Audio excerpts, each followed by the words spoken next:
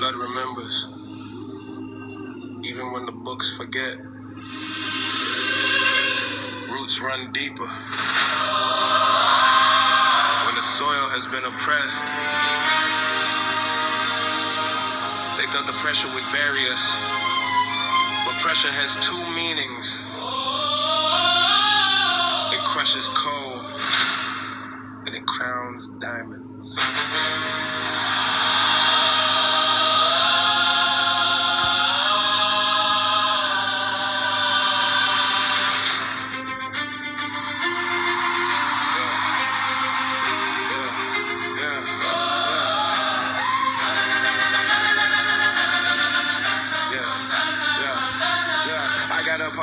In my arteries, FBACoin votes for the part of me that remembers the names they erased from the page. Now the margins are marching, reclaiming the stage. Got history hidden the hem of my garment, painting the stitch, but the pattern is sovereign. They gave us the blues, we made blueprints from sorrow. Now yesterday's change, finance, freedom, tomorrow. So the blood got out, and the interest is due. Every ancestor invested resistance in you, so I draw from the line like a check from the past. But a name without deeds is an account that won't last.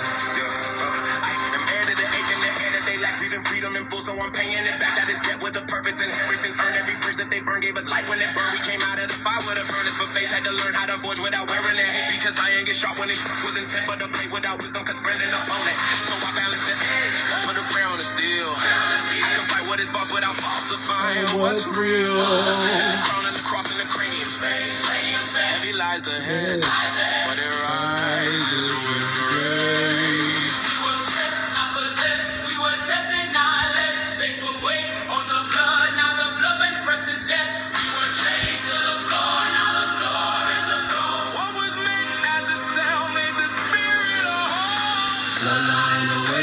Wake the dead in me. Every scar got a scripture. Every bone got a memory.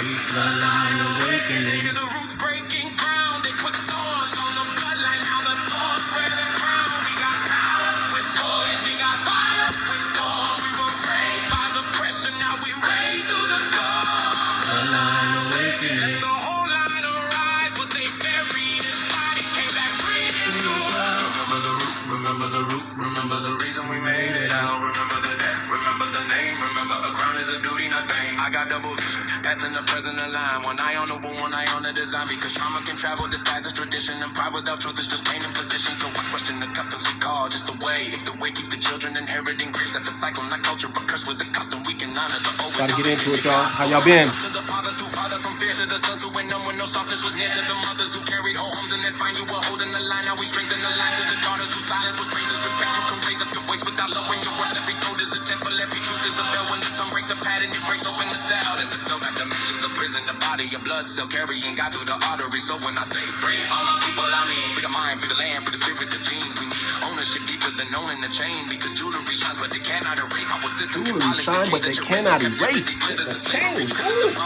Better choose our lands. I'm barking in prison. No, that's enough, man. That's enough. I write every sentence like breaking the sentence. Turn a term in the system, the terms of repentance. No revolution if ego is king. No liberation if women can't breathe. No community built from performative freedom. No freedom is slogan with slaves underneath. We were pressed, not possessed. We were tested, not. We about to get into it, y'all. What's up? About to get into it, man.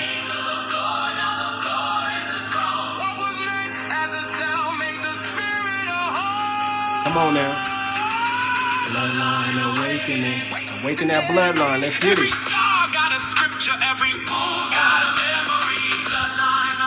Alright, we're gonna stop it right there. What's good, family?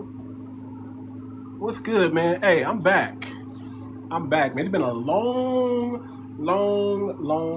time, man. So we want to catch up with y'all, man. I'm not gonna be too deep today. I'm just getting back into the swing of things.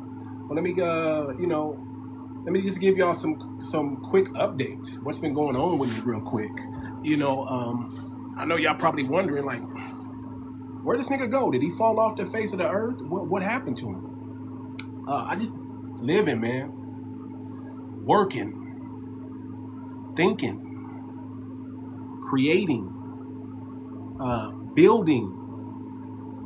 And honestly, man, I just needed some time to myself just to drown out all the noise, Just needed some time to myself to drown out all the noise. You know, 'cause sometimes when you're on social media, it's hard to think for yourself because everybody's thinking for you. You know, I had to get my inspiration back.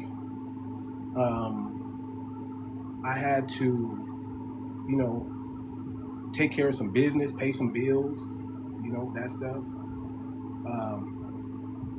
I don't know if my wife started working, so I had to get her comfortable, you know, going to work and everything like that. Just a bunch of stuff, man. But I'm back. I missed y'all. I'm back though, you know, and we about to get back on the program.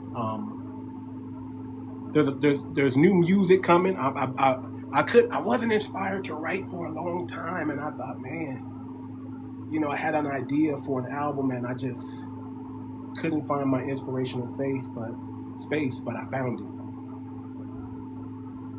It came to me almost like a thief in the night, almost like in a not so much of a dream, like I was in like a half dream state, not really dreaming, but awake, and the idea just hit me, man, for a new album, The Black Messiah. So y'all stay tuned to that.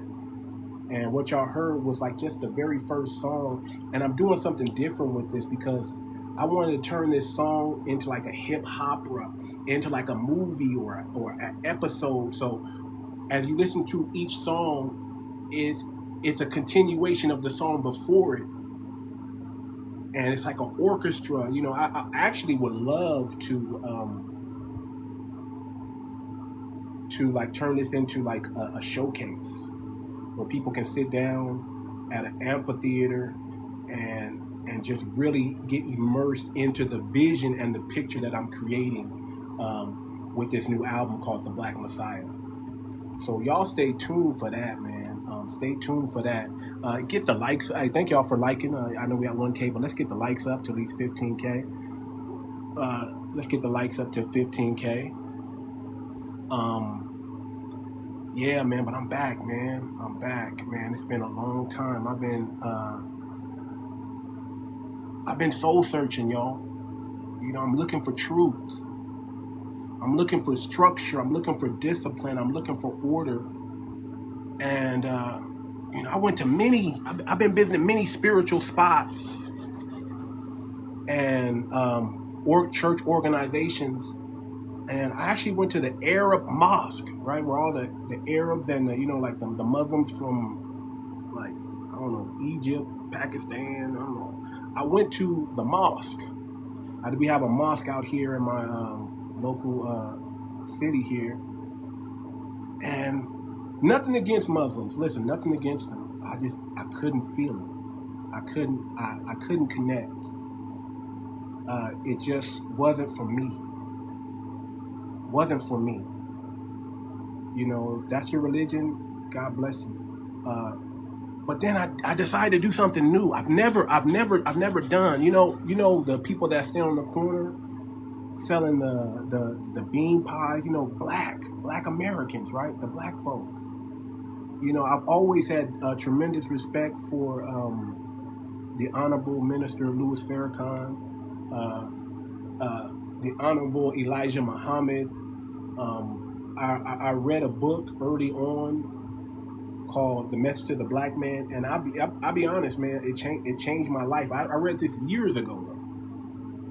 But you know, back then, you know, when you're young, you're doing stuff like you're drinking, you're puffing and all that stuff. You know, I was out there hanging out with my crew, and I knew that I wasn't gonna stop. You know, I knew I wasn't gonna stop. So even though I read the message to the black man and it kind of spoke to me, I never advanced on it. But man, I went to the NOI church. They had a beard, man. I done shaved it, brother. You know, I'll get it back. But I went to the NOI, and I'll be honest with y'all, man. It spoke to me. It still is speaking to me. I've been going consistently every week. they have a place on. They have a Sunday service that I go to, and honestly, man, if I'm being honest, I heard more truth up in there than I've heard. Now, this is nothing against anybody else, but I've heard more truth in that church or in that service, in that mosque, than I've heard anywhere, if I'm being honest. And there's still some things I don't understand. You know, I don't pretend to know everything that I don't understand or I'm clueless on. But they talked about it, and I'm learning. You know, I'm learning. And what I enjoyed about them is they teach. They teach up in there. Them brothers actually teach it, but they don't just preach, but they actually teach. And, you know, it's almost like teaching has become a lost art. And everybody wants to preach at you, but nobody wants to kind of give you the understanding of what they're talking about. And I liked how they did that. So I've been kind of mingling and hanging out with those brothers and those sisters over there and eating the bean pie. I mean, I never had a bean pie before, y'all. Bean pie is good. I never had a bean pie before, but bean pie is good, man. I ain't gonna front. I had some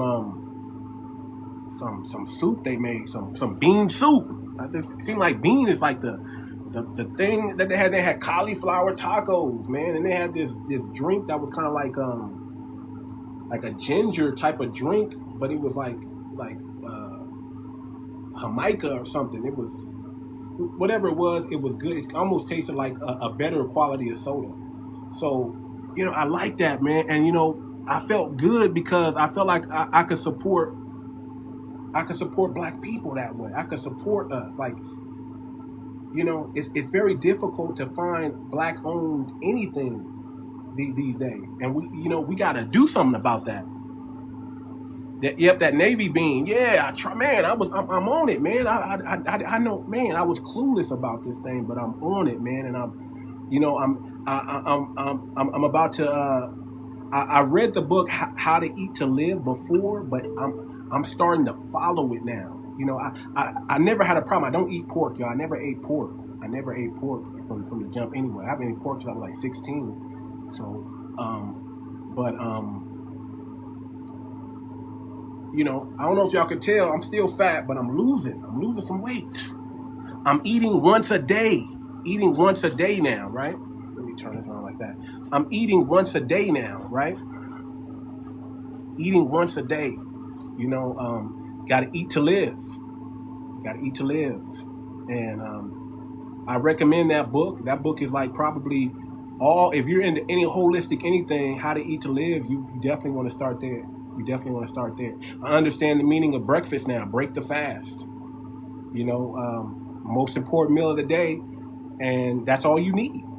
Get you some breakfast, man. Get you a good breakfast, or if you eat in the evening time, man. But, you know, get healthy, man. Get healthy. And what I loved about it, man, all those brothers in there is slim. I mean, there was a few brothers but not a lot. Them brothers in there, I mean, if you behind that pulpit, you not overweight. You know what I'm saying? You're not looking like a fat slob like I've seen some of these preachers out here. I mean, you're practicing what you're preaching, and that's what it's really about. Practicing what you're teaching. And that's what really kind of drew me there, you know. And the fact that, you know, it's us. It's our people there. Now, I understand they have like a Pan-Africanist view. I do not share a Pan-Africanist view, by the way. I'll be honest with that. I have nothing against Africans or Caribbeans, but I want to help my people. You know, I believe that Black Americans are a chosen generation, a chosen people, a chosen generations. We are the chosen generations. So, you know, if somebody wants to say something great about Africa they can talk about that. But I want to talk about Black Americans here in America and how ancient we are, and how, you know, if you really understand who we are, we teach God to the world. If you really want to understand who God is, you really have to learn it through the lens of a Black American, and you'll get more of an understanding, because the things that we've gone through and the things that we were able to build after we gone through what we gone through and are still going through the attitude and the confidence and everything, you know, it's nothing less short of a miracle, miraculous, and it's proof if you ask me, that the Most High has blessed us, right? So I just came back, man. I'm just, like I said, I'm just listening, learning, I'm studying, and I'm thinking deeply about God, morality, black people, family, community, and what our responsibility is supposed to be while we're here on earth. What's going on, Dr. No Job? How you doing, brother? I'm back. You're gonna see more of me, man. How you doing, brother? And I just want to have a real conversation with the people tonight. I mean, not just me talking, but if I don't, if I get a few people, I'll bring y'all up and we can just chop it up. But I want it to be an open discussion. I want to talk about Black America. A lot of things going on in Black America. A lot of things going on in America as a whole, but a lot of things going on with us. And I've missed out on a lot of those conversations and talks because I just decided to take a step back. And I want to talk about FBA. Are we still strong like we're supposed to be? Are we still standing on business for our lineage, or are we losing some of that gas? I've been seeing that some of y'all, like, when I get time, I'll tap into TikTok and I'll watch you guys briefly. Don't get to go into. I don't get to really sit down and watch y'all for a long time. But it seemed like I don't know. Are we losing gas? Dr. No Job said, "Heck yeah." Are we losing gas? I mean, are y'all giving up? Was it just a fad? Is it just a stage? What's going on? I see some of the talks are still going. Some of the same boring conversations are still going. I still think that we're talking to the wrong people. We shouldn't be talking to anybody but us in this time. I mean, I'm not against. I'm okay with YT people, Hispanic, African, Caribbeans coming up to talk and chop it up with us, but that's we need to have brief conversations with them, and we need to have deep conversations with each other, because we have to redefine what's going on and what we're going to do, right? So you're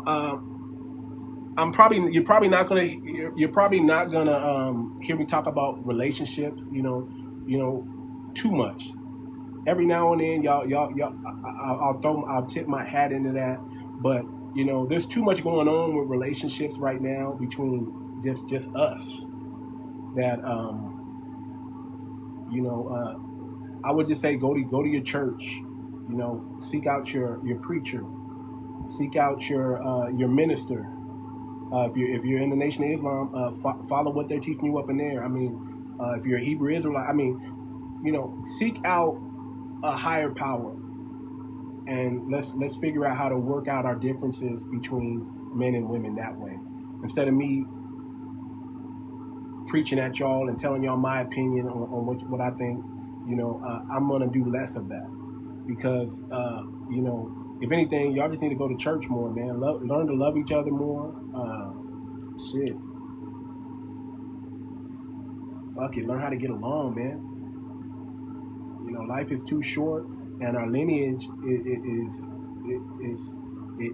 needs to thrive. We need. I tell you one thing: we need more families.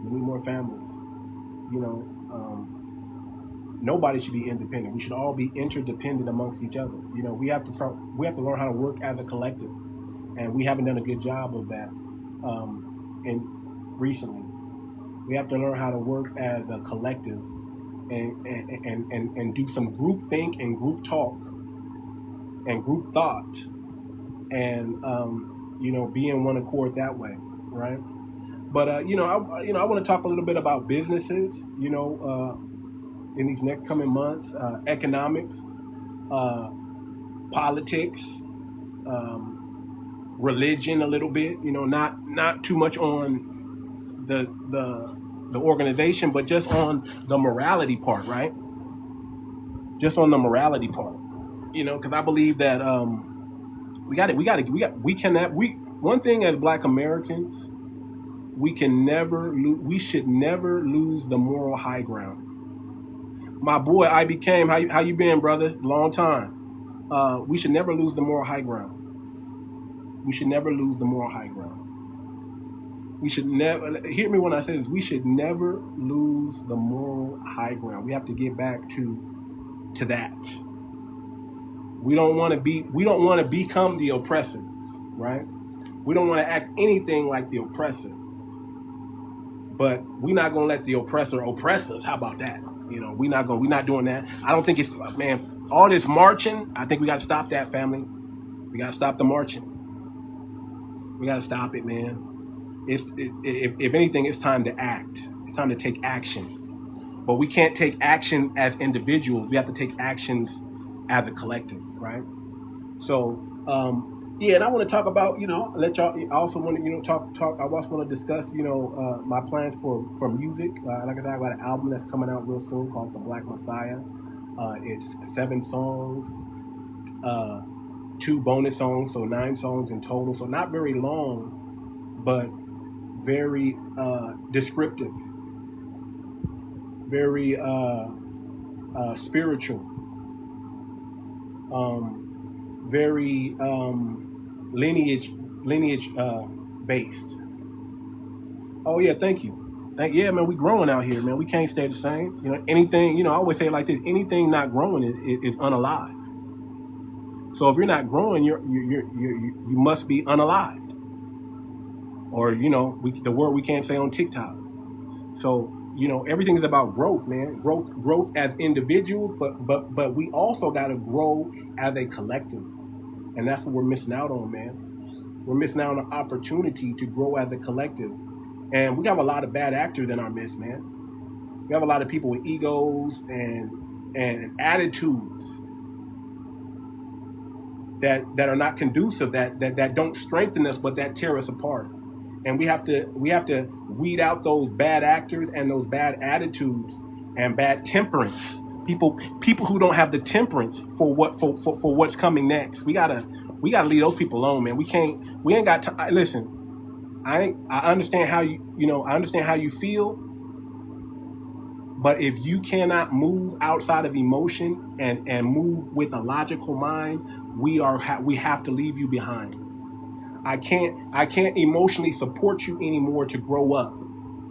You have to become mature, and you have to understand that when emotions are high, intelligence is low, and we can no longer, as an individual and as a collective, act under emotional hysteria. We can't do it anymore. We can't do that anymore. Said group economics and bulk buying. We already been practicing. Yeah, man. Well, we gotta do it at a bigger scale, man. We have to take it into corporate. We have to get these LLCs and corporations, and did y'all hear about the Facebook YT people that are servers at restaurants talking about how they spit in your food? How many of y'all been to the restaurant and don't even know that y'all got some alligator swash in your drink? Some swamp juice because some trader parked and spit in it. Or ate some food that man, listen, man, we got to have our own rest. We got to start. We need our own business. We need our own everything, and we need to frequent that. We can't trust anything outside of our community. The food is dang near poisoned, right? The water is poisoned. If we, and this is one thing I like about the Nation of Islam. They grow their own food, man. They're living totally different than what the world is living. And me, I don't like reinventing the wheel. I'm like, if there's already a system, and I'm not saying all black as black people we need to just plug into, but we need to plug in the Nation of Islam, but we need to support them brothers and sisters more. We need to support the mission and the vision of the Honorable Minister Louis Farrakhan more, especially in these days, as we don't know how much time we have him on earth. I pray he's 120. I pray he lives to 125 and more. But who knows how long that brother's going to be? Who knows how long we're going to have him? And he has a mission, and I think that not enough of us outside of the nation is supporting that brother, man. And we should. Just bottom line, we should. You know, they got one of the biggest black global newspapers on the planet. We should be supporting the final call. All of us should be supporting that, man. Whether you're NOI or not. You know, like I said, and I'm still learning. I'm still, you know, I just been going there, just kind of just soaking in the atmosphere and the message, and just learning, you know, and just enjoying being around black excellence, you know, and enjoying the structure and the discipline that they have set up. And I know it ain't for everybody, but even whether you're in it or not in it, you know, we have to support each other. We have to support us. And this is one of the most successful religious organizations in our community. You know, they've gotten people off of crack. They've gotten people off of drugs. You know, I haven't seen too many people that have success in that arena, but I've seen it in how they do it. Okay, there's a black organization actually more powerful than what is that organization? You know, I don't care if it's, listen, Hebrew Israelite. I don't care if it's Hebrew Israelite, because but we got to support them too. I'm just saying, we got not just NOI. We got to support the Hebrew Israelites too, because they're us. Now, I don't agree that some of y'all may say you're an Israelite, and that's cool. I don't agree with that. It just doesn't speak to me. I don't feel like I'm going to argue with somebody saying I'm a small hat. I'm a small. You know, I don't. But the very fact that they're teaching and organizing black people, specifically black Americans, we need to support it. That's where I'm at. And so somebody says NOI is the most organized. I believe it. So yeah, I'm just soul searching, man. I'm just, I got to hear the truth now, man. I'm tired, y'all. I'm tired of the lies. I'm tired of the scandals, man. I'm tired of work. You know, I'm tired of working for the family, and there's always somebody to think I'm trying to mistreat. Man, I've never took advantage of our people, not once. Never. And I never will. It's not in me to do that. You know, and we have to see the bad actors, like I said, and the people and the people that don't have good intentions. We have to learn how to see them and get them about the pain, so the people with the right spirit can move. Because we gotta mobilize, y'all. We gotta mobilize as a collective. None of this being on an island, it just doesn't work. So we got to connect with the black organizations that are true, that are good, that we do have, and we have to support them. And then we have to figure out how we're going to build our community away from the other. We have to remove ourselves out of this world, y'all. We just have to, because the way that they're running things, their medical is, there's no such thing as healing anymore. We know that. You go to the hospital, it's not safe. You're not safe at the hospital. It's not. You can't trust them doctors at those hospitals anymore.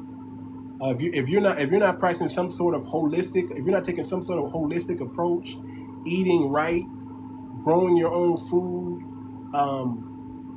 homeschooling, we can't trust the education. We can't trust anything that they give us.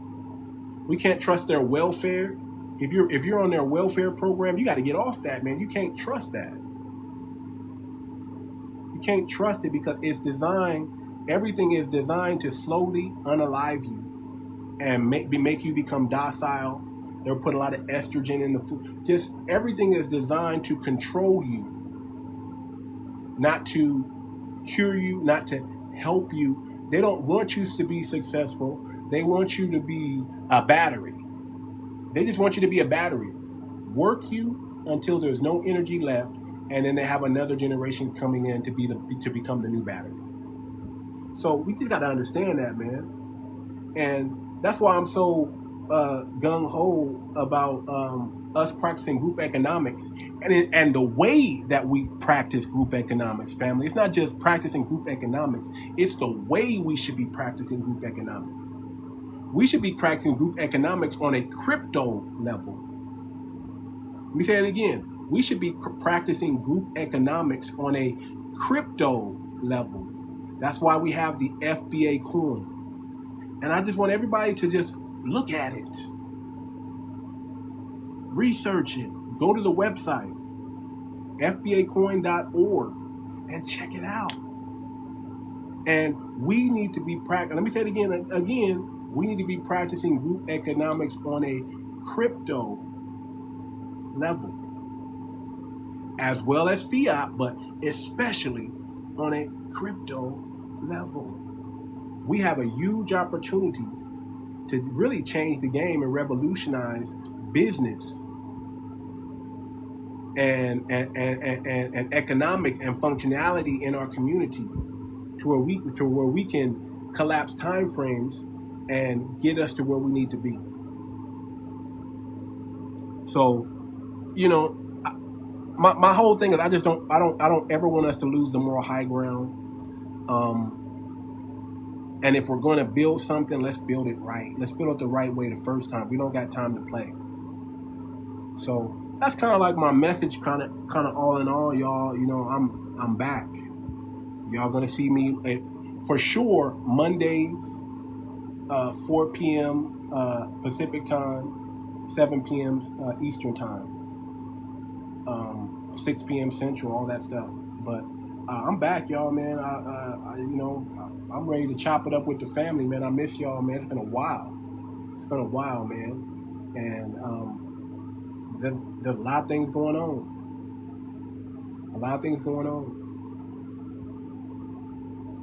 So, what's going on, y'all? How's everybody doing out there? If anybody want to come up, you're more than welcome to come up. Just, I'm not going to invite anybody, but y'all just, if y'all want to come up, just come up, and I'll bring you up, and we'll chop it up. If not, I'm here, man. I'm here. I'm here. Y'all tell me, man, what's new in Black America, man? What's going on with us? I mean, we were beefing a little bit with the hair braiding spots. How's that going? There was a young kid that was getting water at a Asian shop, and then he was unalived. I mean, what's Carmelo Anthony's case is back in the scene where they're gonna do a retrial. Are we beefing with everyone? We like anybody can get it. We beefing with everybody. I'm like everybody. We don't like nobody. That's what I'm saying, man. Listen, I don't want to be in a room with people that don't like me. I can't do fake. I don't, man. Listen. I promise y'all, man. I can't do fake. I can't fake smile. I can't fake act like I like you. I gotta keep my body language and everything won't allow it. So I don't want to be hanging out with people that don't like me. And like I said, I have nothing. Listen, I got best of friends that are outside my lineage, man. That I look at like brothers and sisters and family.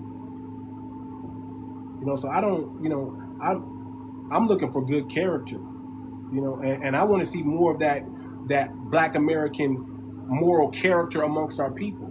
I want to embrace the love and the respect. Mostly I want to embrace the respect with our people. I don't ever want to come into a room and my own people are disrespecting me and I'm disrespecting them. I want to embrace not just the love part, but the grace and mercy part too.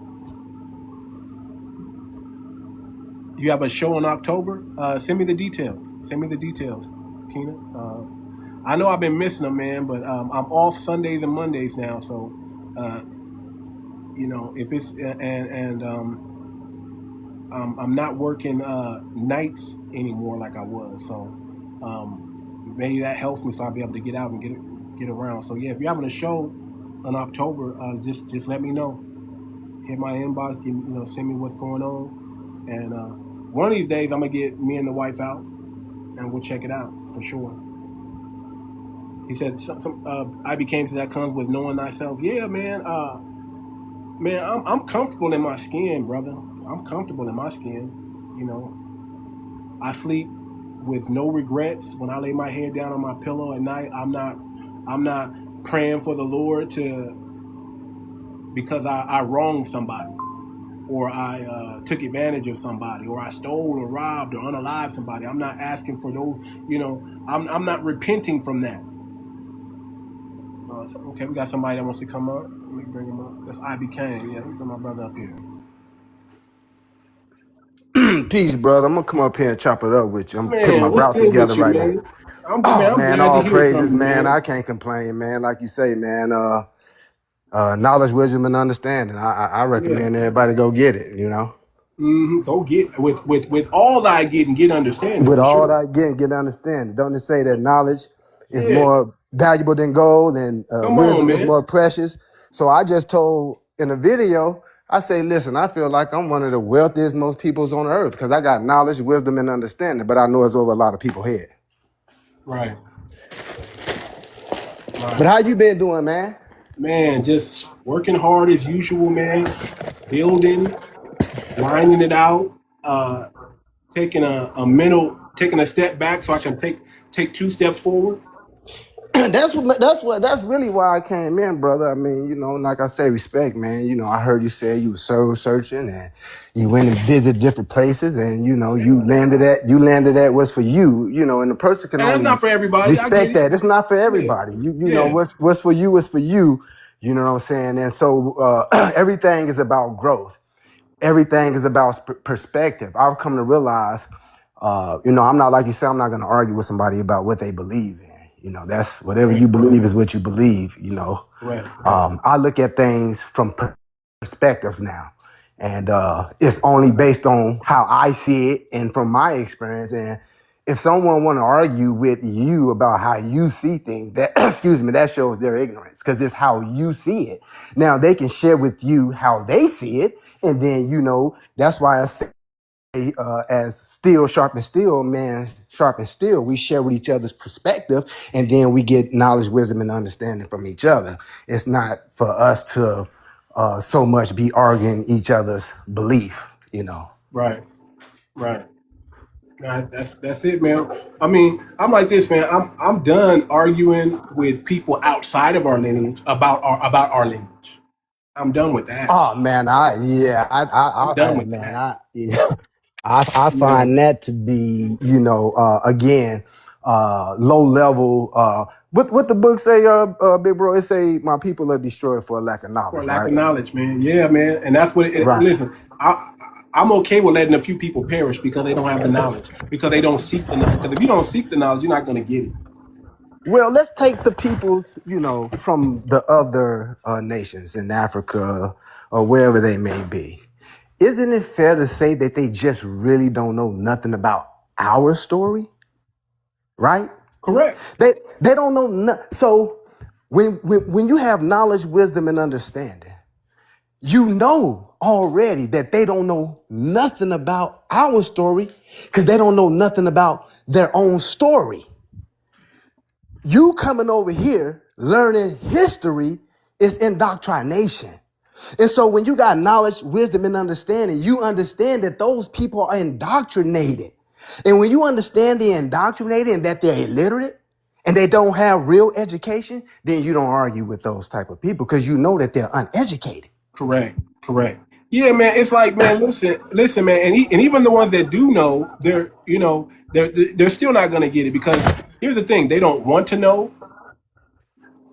They don't want to grow.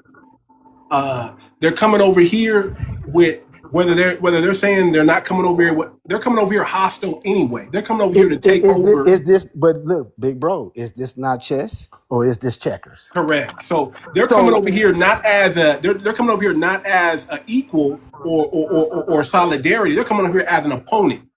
Exactly. But who do they work for? Come on, we already know they like their white tea daddy. Yeah. Is that look? But see that look. You cannot blame your enemy for being your enemy. Fact. You can't blame a snake for being a snake. You can't blame yourself. A zebra for having blame stripes. yourself for bringing a snake in your house thinking he can be a damn pet. Come on. Fact. You see what I'm saying? Facts. So if you know that they work for Rome in Britain, because they do, you see, if anybody go do the research, all you have to do is see what belief dominates that dominates their land. And then if you know the history, especially if you know the Spain story, 1492 and all that, then you know for a fact, I'm just going to quote what the papal bull say. It's not my document. It's theirs. Anybody can go do their research and pull it up. Here's what the papal bull say of 1452, given from the Pope to Alfonso IV of Portugal. Enslave, this is verbatim, enslave Muslims / Moors, take all their property, their kingdoms and their lands, and other enemies of Christ and pagans. It say enslave Muslims. I got it. Enslave pagans and enslave other enemies of Christ. So what that would entail to me, that the Spain and Portugal, when they enslaved the people that they enslaved were not Christians, because the authority was given to them to enslave enemies of Christ and Muslims. Right. So then they gave, in Spain, they gave some of those individuals the opportunity to convert. Those that converted, obviously they would help Spain or Portugal, right? Right. Or Britain. Those of us or our ancestors who didn't convert, they would be the ones that will fight and eventually either lose and or be captured. Right. So they tell us right in the movies that's what happened, but we're not understanding. Not long ago, remember when Malcolm was on the scene and his rise through the Nation of Islam. This when the Nation of Islam, because remember during this time period, black was not a popular word. Everybody wasn't calling ourselves black. Some of us were calling ourselves Negro, right? Correct.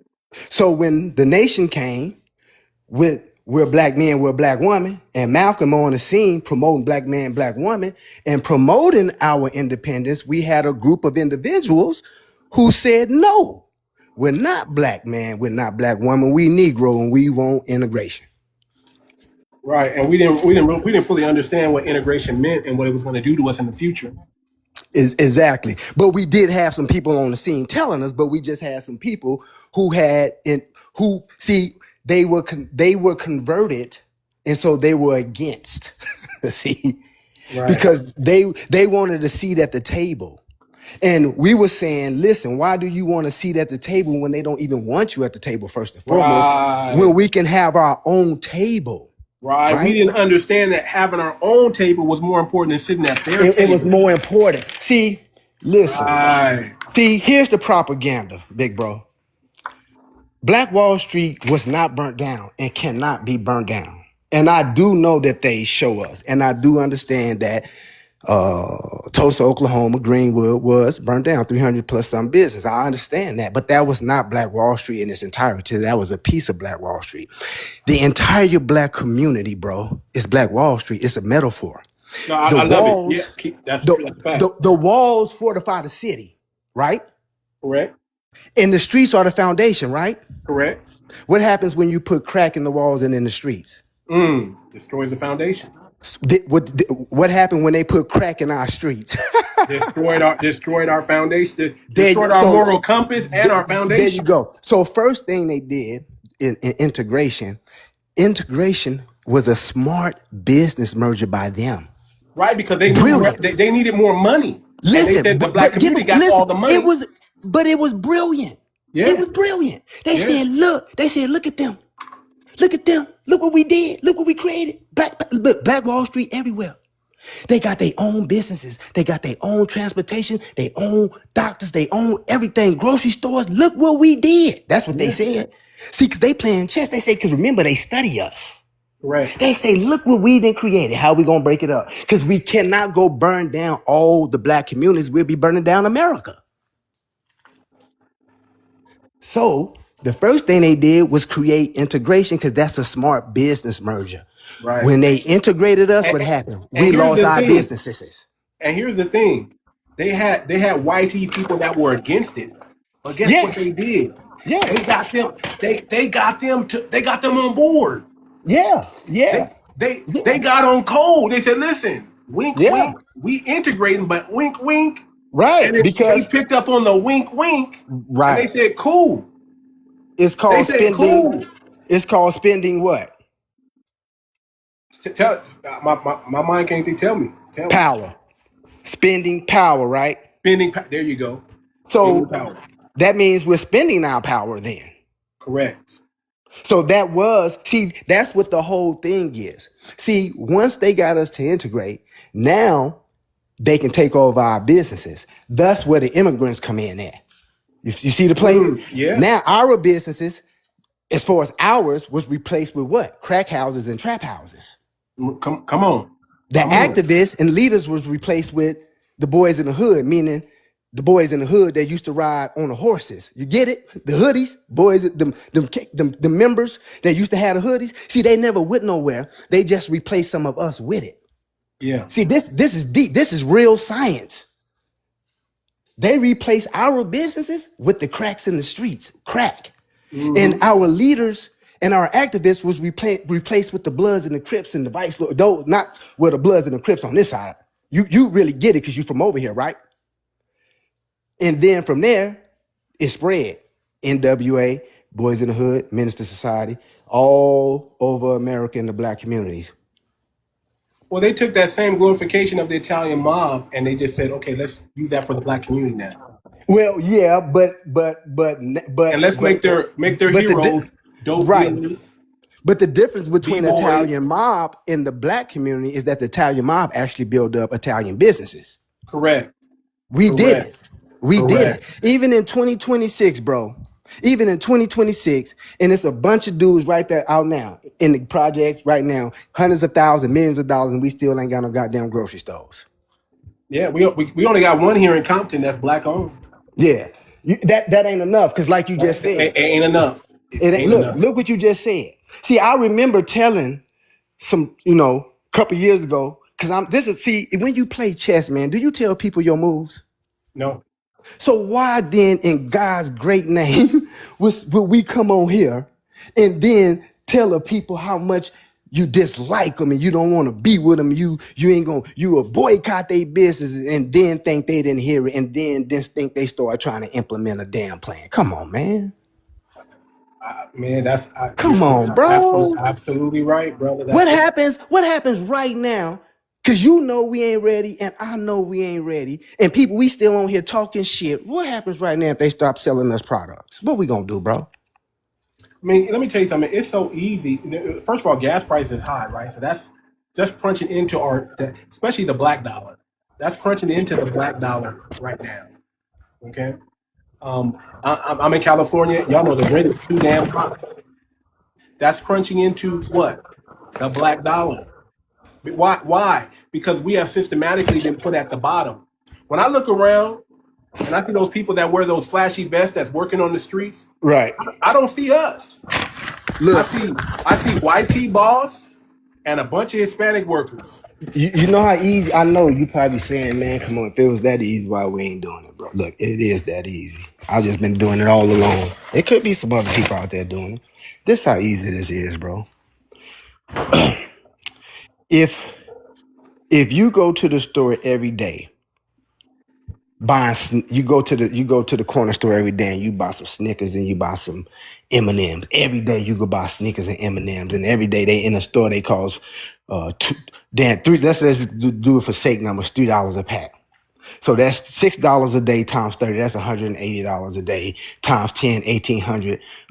Put the other 160, something like 2,000 and some dollars, something like that. You spend $2,000 a year buying Snickers at $3 a piece every day. Never having the mind frame to say, you know what? How much do these Snickers cost wholesale? Let me go buy the whole box. I eat these every day. Why am I paying $3? Oh, I could pay $1.25. So let me buy the whole box for $1.25, and let me buy the whole box of the M&Ms for $1.25. Now I can eat what I want to eat, and shit, let me sell them for $2.25, because they sell them for $3 at the corner store. And I know some other people that eat M&Ms. Shit, let me tell them I got them. No, I mean, here's the problem with simple. Because it sounds too simple, we complicate it. I know, but listen, I want you to tell me, because you don't have a simple mind, what just happened in what I just explained to you. Tell me what just happened. You just explained business 101. Well, I'm saying, what did I do for the black dollar right there? Oh, you circulated the black dollar, and I kept the dollar circulating. Your dollar, right. Your dollar never left you. You traded. See, we have to understand that the dollar is not money. It's a note that is for legal tender for all debts, public and private. So let me explain. When you go into a store and you pick up any item, you picked up a debt, because more than likely the store got it on consignment. Even if they didn't get it on consignment, because they probably got a 60 net, 30 net, 180 net. Walmart might get 180 net or more. So when you go in a store and you pick up any item, you picked up a debt. Thus, you must satisfy that debt with a Federal Reserve note. That's why when you work 1 week, 2 week, the company you work for accumulated a debt. Now they must settle the debt in the Federal Reserve note, because that's just how our system works. When the feds print up money, they're not printing up money, they're printing up debt. They're not printing up money, they're printing up debt. And the debt must be settled by way of taxes. That's just how it works. So now when you went and traded your Federal Reserve note for the real money, which was the product, because that's what you're going to go spend your money on anyways, is the product in the stores. So when you traded your Federal Reserve note for that product, now you have the product. You bought it at $1.25. Now it can grow, because you can sell it at 1x, 2x, 3x, whatever somebody will pay for it. But no matter what, it's going to grow. It's not going to stay $1.25. You see what I'm saying? So now the money stayed right there. It never left, and it growed. Now, that's facts. I mean, that's very easily, we can very easily implement that in our community. It just takes obedience. It takes obedience. Obedience. Here's what's going on. There's 100 stores on one side of the streets. Italian stores, Korean stores, China stores, Indian stores, Arab stores, African stores, all across the street, 100 of them. And then there's black-owned stores on one side of the street. Here's what's going on, and this is really what's going on. We're looking at the black-owned stores on the other side, and we're only shopping in 2 of those stores. And the other stores pretty much got the same products, and for whatever reason, we're choosing to go shop at 98 of those stores. That's why only 2% of our money, that's why we only control 2%, because out of those 100, we only shopping at 2, and then the other stores we shopping at 98, and they're getting 98% of our money. That's why we're watching them rise. They're rising off of our ignorance and our spending. Correct. No one's oppressing us in this manner. We have a spending problem. Here's the thing. We are oppressing ourselves. That's what I said. I said no one's oppressing us in this manner. No one is physically, right, we're mentally oppressed. We're mentally oppressed. That's causing us to respond in a traumatic way. We're acting out of trauma every day in our brain. Right. And we don't even realize we're doing it. And that trauma is we're oppressing ourselves.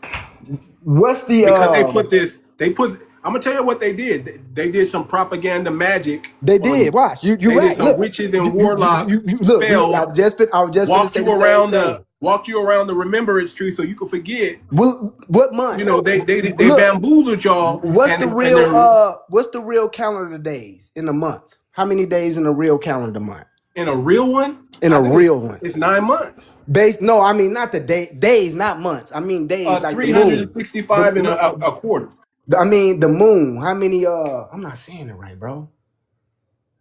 I mean, the real calendar is it's 9 28 days in a month, right? Or 30. 30. But the moon do some 31. The moon do 28 though, right? I don't know the exact science on that. I can't. Yeah, that's what I was trying to see. Every 7 days is 28. 7, 4, 21, 28. Okay. See what I'm saying? So we think, watch this science right here. What's the shortest day of the month? February. How many days in February? 28. Who they give it to?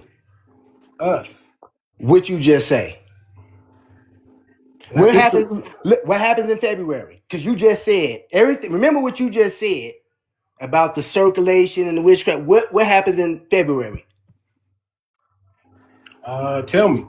We remember all that slavery, all that. Yeah. See, got you. like you said, they make us. It's a spell. It's a spell. Thoughts are the cause of it all. So all through February, we hear how we was oppressed, how it was this, how it was that. If we collectively keep thinking this, bro, then this is the outcome. Because we keep saying we're oppressed, we this, we that, we this. If you're saying that, then that's what it is. And they know it, so they make us do it every year. And that most powerful month, February, in a 28-day cycle, so it will affect us for the rest of the year. That same mindset. Yeah, and then they give us Juneteenth, and they give the months to the other group. So the alphabet crew. Well, see, again, at some point, we have to understand that boycotting and protesting are the lowest form of action. Correct. Anybody can do that. We need to stop. We got to stop that. We have to stop. Look, watch this. Listen. Look. Did you watch? Raising Canaan? Yeah. Okay, let's break that down. Tell me your perspective. I didn't watch all of it, but I started out watching. I watched a good amount of episodes and okay, remember who in control. We got characters. We got Unique. He's unique. He's a black man. Let's break it down. Look at the name. Unique, bro. Unique. Right? Then we got Rock, right? Who is Rock? I don't know who is Rock. I can't remember all the. Actually, I watched a good amount, but I haven't Rock is Canaan's mother. Canaan's mother. Okay, that's interesting. And she's in control of the operation. The whole. She's running her brothers. Now, don't get it. Her brothers is about it, but they don't, and they ain't running nothing. That's true. See, they not running nothing. Look at the name, bro. Look at the name. Rock is running everything. Rock is running everything. That's the first metaphor. What's another name for crack? Rock. What's another name for cocaine? White. Canaan industry, cocaine in yeah. Canaan industries, cocaine in industry. Rock is the mom, cocaine. See what I'm saying? What destroyed the black community, bro? Crack. And what else? We being real. Look, we being real. Yeah, I don't want to say it all on the channel because I don't want to disrespect. I don't want anyone to think, but I'm saying Rock. See, in the movie, Rock was a black woman.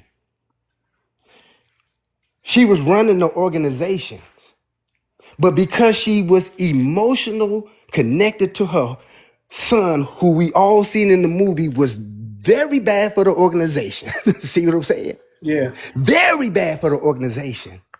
And Marvin, the gangster that he was and all of that, wasn't a leader enough, because a real leader, like a real black man like Unique, would have told Rock she had to step down.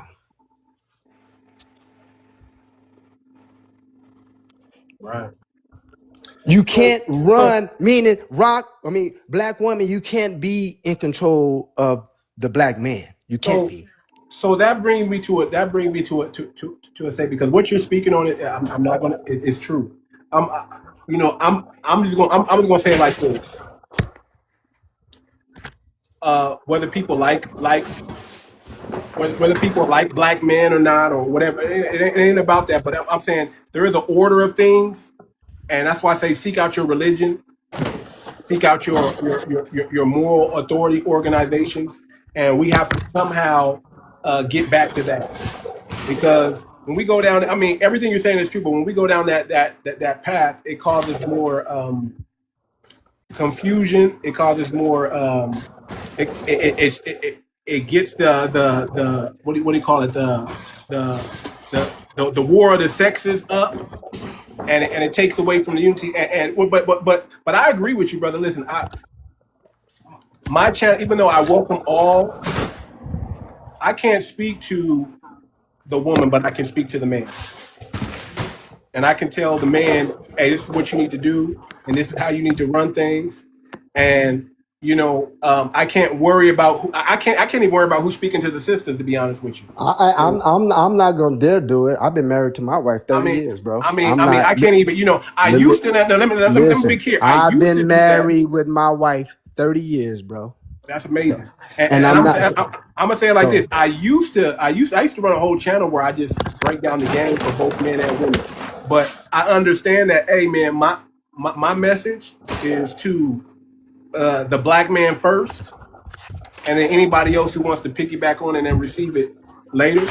But Right, exactly. I agree, and I'm that's like I'm this. talking to. I want black men to step up and be leaders and start leading. Exactly. And start getting out of those situations that you're talking about in raising Canaan.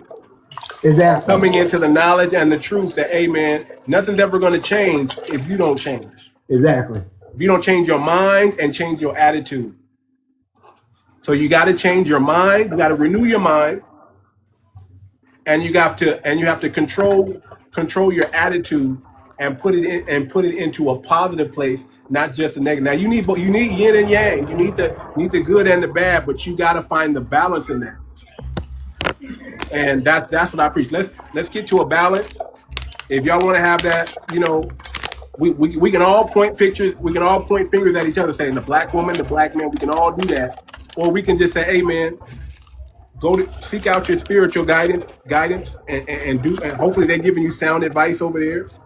And black man, I'm gonna say, black man, we need you to be strong. We need you to lead. We need you to be in your logic and not in your emotion. And we need you to be powerful. And we also need you to be ruthless. Well, and that's another thing. That's another thing. Our women have not seen us be ruthless enough. And it's ruthless, especially when it comes to other opponents. Well, I think I think that's what because our opponents have been ruthless to us. Right. But we have not been ruthless to our opponent. And when our women see that, they look at that as weakness. Right. Well, that's what I kind of think I meant. We have to stop all that. We have to learn how to be ruthless, especially with our opponent. And I'm using that word opponent. You know what I'm saying? But we have to be ruthless with our opponent and show grace and mercy towards each other, the same way they do. Other ethnic groups, they know they are ruthless outside of their community, but they show grace and mercy to their community. We can't be the community that are ruthless to our own community, and then we show grace and mercy to people who are not from our community. That's a spell, and we have to break that spell, and we have to call that out, because it's so sad that we are so ruthless a lot of times with each other, and we don't have no grace or mercy reserved for each other, and we got to find that balance. So that's what I'm saying, man. I agree with what you're saying, and I'm all for black men. We got to be in our place. This how I meant it. And I preach righteousness. That's why I said Marvin. See, that's why I said Marvin would have said, "Hey, Rock, let me take over," in the sense that that's what we have to say as black men. We have to say, okay, we got it from here. We on the front line. There is no reason why our women should be on the Right. front line. That should be unacceptable. Right. We And should be on the front line. I don't agree with that. You see what I'm saying? Yeah. So, And that's, so, and so, here's the problem: we have men that are willing to allow that. you know, We have men that are willing to put our women in the front line. And it does no good when, like you say, see the other men, we don't know what they do in private. But what we do know in public, they're not telling their women, let's go 50-50. Or none of that. They saying we're gonna go work and you're gonna take care of the home. Now, in private, they may be working it out, bro. But we're on here telling our women, oh no, I ain't taking care of you. You gonna pay me 50. But look, bro, if that's your look, I'm not in that position, but I'm working towards that. But my mind frame is really never at no thing because again, I come from a different way of life. And maybe you do too. I come from growing up, in the projects and we lived how we live. And, we did things different because we was living a different way of life. We was affected by different things. So we had some money. We was doing things different. And so there was respect. Right. There was nothing but respect across the board. There was never no disrespect. And we're Gen X. None. Right. None. I ain't never been disrespected. Like never. Zero. I don't even know what that is. I don't know what it is like really for a woman to I don't know what that is, bro. I love I got mamas, sisters, aunt, a wife, daughter. Like, I don't know what that is, bro. You probably don't really know what that is, but now we seeing it. You seeing it. Yeah, we don't know what that is, bro. I don't. See, we don't know because I don't have that in my home. I don't have that in my home. Right. Exactly. So we don't even know what that is. I may have seen it in other people's homes. I may have seen people because my thing is my thing is biblical like this. Whatever you allow is allowed. It is. It's allowed, right? That's what you allow. Whatever you allow, it's going to be allowed. Whatever you allow to go on in your home, it's going to go on in your home. Whatever you don't allow to go on in your home, it's not going to go on in your home. So if you understand that, and that's a biblical principle, whatever you allow, even the Most High is going to allow. He's like, well, shoot, I don't condone it in heaven, but if you condone it on earth, so be it. Because that's what it is. Control. I gave you the dominion. Exactly. And that's what you're doing with it. So my thing is, we got to go back to the 5 foundational blocks, right? Family. We need healthy families and responsible parents. We got to bring that back to our community. Because not all our community, we need healthy families and responsible parents again. Because we don't have a large number of that like we used to anymore. No, we need a community. We need people who look out for something bigger than themselves. We need a community that has not sold their soul to a political party. Well, that's why it's called many are called, but it's only a few that's chosen. Bro. We need a community that is not selling us out to a major corporation. Or because if we have a community, we thriving, we being productive, there's no crime, no drugs, and nothing like that. But now we need a community that doesn't allow drugs in their community. That's what I was getting at. We can't allow that type of stuff. We need a community that says I don't allow this to go on in my eyesight. The same way the same way we're coming back to where you can't use the N-word. The same way we feel about people calling us the N-word, we need to feel about that, about drugs in our community. Yeah, because it's poison, bro. It's poison. We need to feel that same way about gangs in our community. At some point, we have to see that we have to see that they are the ops as far as the black community is concerned. If we're gonna have a positive, productive listen. Right. If them people brought the rugs and that, then if you sell it, then you must be them. See, you must be them. You have to be them. Listen, here's what I know. Here's what this is what I know. You can't walk into a community that are a different ethnic groups and they have drugs running rampant in that community. If it is, it's really behind closed doors. You're never going to see that out in the open. It's like you're not going to see anybody selling. Right. Only in the black community do we allow that? And we have to not allow that. And we have to understand that even the music, we have to purify the music now. Right. It's all of We that. should not be allowing. That's all a part Listen, of the thing. we got to bring back shame. We got to bring back shame. I've always said that we got to bring back shame. Shame is actually a good thing. We need to shame. Some people need to be shamed unto unaliving, because they're not just damaging themselves spiritually, morally, physically. They're damaging our community in that same way. One of the first songs, it wasn't the first. It was probably like the second. Some may argue and say it was the third. Was it Grandmaster Flash and the Furious Five? The Message? Mm-hmm. Right. Listen, because remember, I want you to remember where you've been going to study.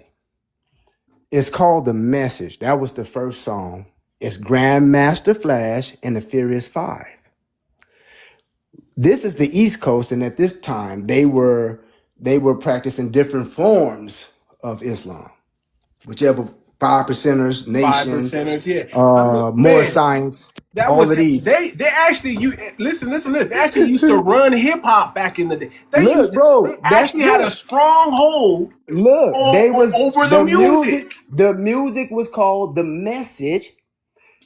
The 5 principles, bro. Look, it's called the Furious Five. Grandmaster Flash. This Grandmaster Flash is I'm not saying he was an Illuminati, but that's that name mean.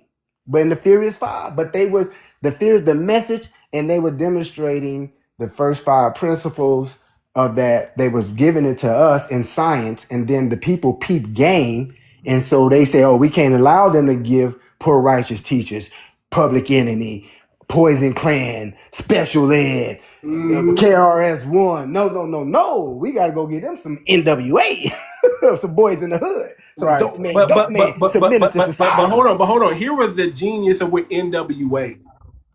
Because as much as they were talking about violence, they were the hood reporters back in the day.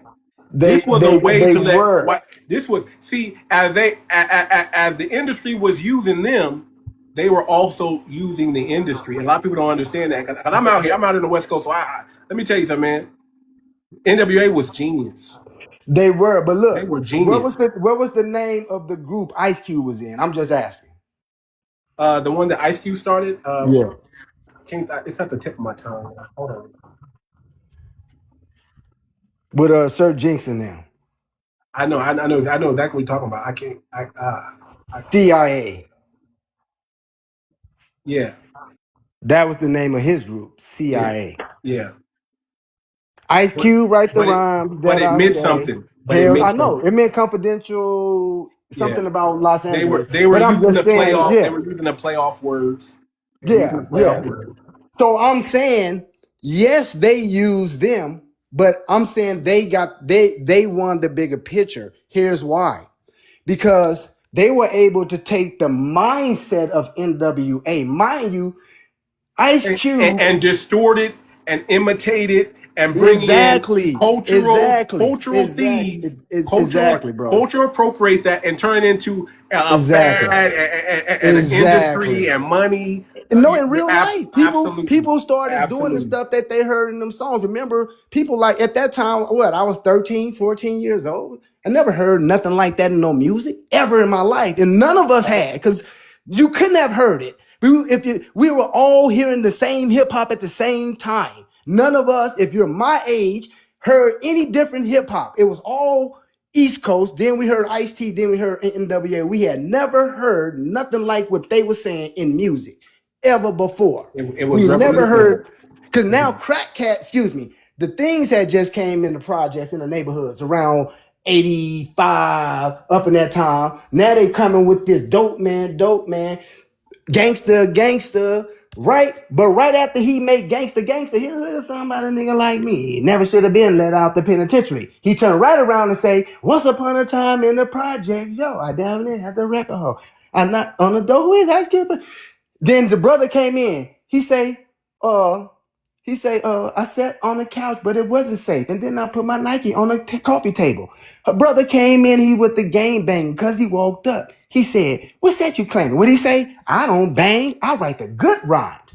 But a minute ago, you was here a little something like a nigga like me. Never should have been let out. I'm in the gang.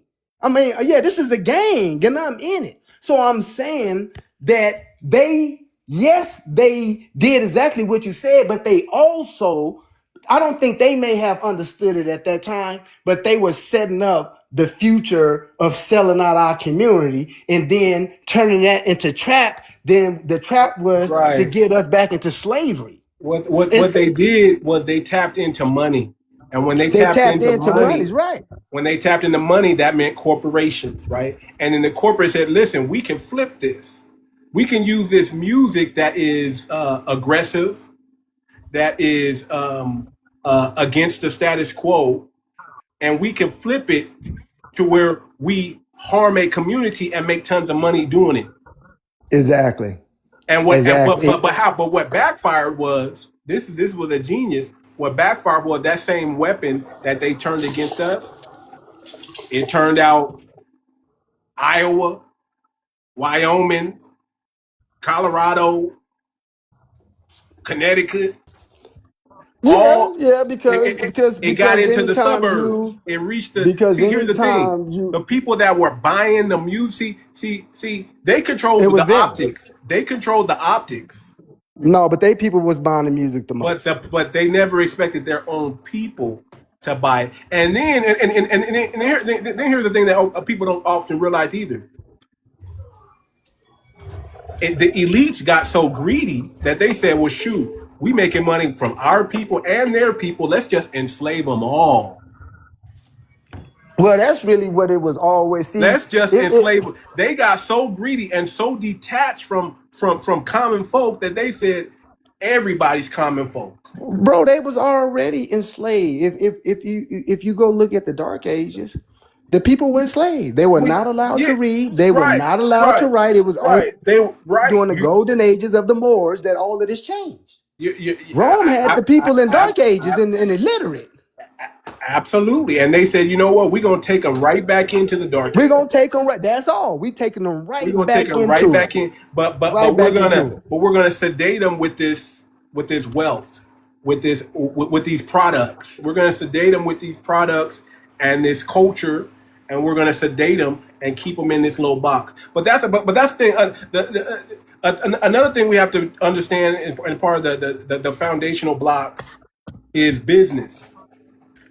We need ownership, entrepreneurship, and economic circulation so we can take back that slavery system that they're putting on us. Look, bro, as long as we're plugged into the corporation and the mainstream media and just mainstream music, as long as we're plugged into that, we're under their control. Look, if we don't start building our own businesses, start mining and producing our own entrepreneurs and bringing and supporting them and bringing them to the forefront, we're never going to win this battle. I agree with you. Never look, happen. Two things got to happen: financial literacy and education, business education, information, and the gatekeeping, bro. See, the gatekeeping is serious. Let me explain to you what I mean. Especially after 2020. And that's why I say, see, they playing chess and we just playing checkers, bro. And then they got the ones that come out and help them. I'm finna show it to you. After 2020, right, they really started promoting the LLC real heavily, right? Yeah. Hello? Yeah, right. Yeah. Nothing wrong. Everybody running out. You hear LLC. Well, no, LLC. What it was a conversation that wasn't talked about in the open, and that got out into the mainstream. Right. So now everybody said, "Hey, go get an LLC. Nothing's wrong with it." But here's the thing. Right. Now you're hearing people saying, "Oh, we can't get financing. We can't get financing. We can't get financing. And they're saying, oh, we oppressed. The system won't, they blackballing us. No. You went out and got that LLC. You ran out and got that LL. That's that limited liability. There you go. Yeah. There you go. Look, watch this. See. I come from the finance world, so I got to speak on this. Okay, how many LLCs on a stock exchange, big bro? None. How many? None. So venture capitals don't even loan money to LLCs. Right. So the only reason you have an LLC is you have creative funding and you have your own capital. Man, and the people out there telling them, no, don't you go get no C corp. You ain't big enough. I'm like, y'all crazy. A C corp is an artificial person. You don't even know the game. Right. And so that's what happens when you have people listening into a room. And they go try to give the game back, but they don't fully understand the game that they're giving. And then I've been doing C Corp since 2000. And then guess what? We're playing chess, not checkers, right? So then somebody playing chess says, well, how can I use this to my advantage? Because LLC is a good way to protect yourself. Nothing wrong with that. It's great a good way to protect yourself. Yeah. But what they forgot to tell you was you're probably not gonna get the funding unless you come up with some creative ways to fund yourself or to get funding outside of the normal parameters. See, I look at, and look, I got some advantage because I got some street education, and then I was special enough to get a scholarship to the Federal Correction of Intelligence. Some call it Federal Correctional Institution or Federal Prison. That was a Federal College of Intellectuals for me, and I appreciate that 10-year scholarship. Thank you so much. Thank you so much. Thank you. See, somebody else might be like, oh, with prison. I'm like, thank you so much for sending me to the Federal Community of Intellectual. Thank you. I would have never got the scholarship otherwise. I appreciate it. Because I got so much knowledge and information. I was, and it was from a bunch of different people from different walks of life, different money sizes, and that's when I knew I was nothing. That's when I absolutely knew that I was nothing, especially when they put me in a room with somebody who had 16 bodies. So, yeah. So, and then people, whatever you think I can think I had, there was somebody that said that they was making 300,000 a week or $1 million a week or whatever. So I would see nothing. God humbled me real quick. You're nothing. You're nothing. That's when I knew I had no business in that game because I didn't make the rules to that game. See, we didn't make the rules to that game, and there's rules to a game, and that's like you saying, I want a career to where I'm gonna make 120,000. And that's cool. But what you did was limit yourself because you want a career to make 120 and that's it. You didn't say you wanted to be unlimited, meaning the boss. You wanted a career. So somebody else is going to go start the business and make you what you wanted to be. And they're going to be the boss of you because you're limited. You wanted to be a career, 120,000. So then that's when I knew, oh no, I'm never going to be the head up in this game. I'm nothing. Look, I'm nothing. God can tell you, look, I'm taken out right now. Matter of fact, I can't do nothing. So, yeah, a real humbling situation. And so we have to be able to understand that information, man, is how we're really losing this battle. It's so important that every time you sign an app, they say, we collecting your data and you giving us permission to sell it. They making so much. That's a whole nother business. See, they running circles around us. Number 2, Amazon. We have to quit thinking physical. We are in a spiritual or in a digital world now. Like it or not, we're there. Think digital. We got to think digital. So in order to think digital, think Amazon, meaning you don't need buildings to have businesses. You don't. We can do e-commerce. I think we talked easily. We can start 100 businesses right now. I agree. Right now. But see, like you say, everybody with these different, these stipulations. It's like, why do we got these stipulations when we know let's do this problem. Let's start these 100 businesses.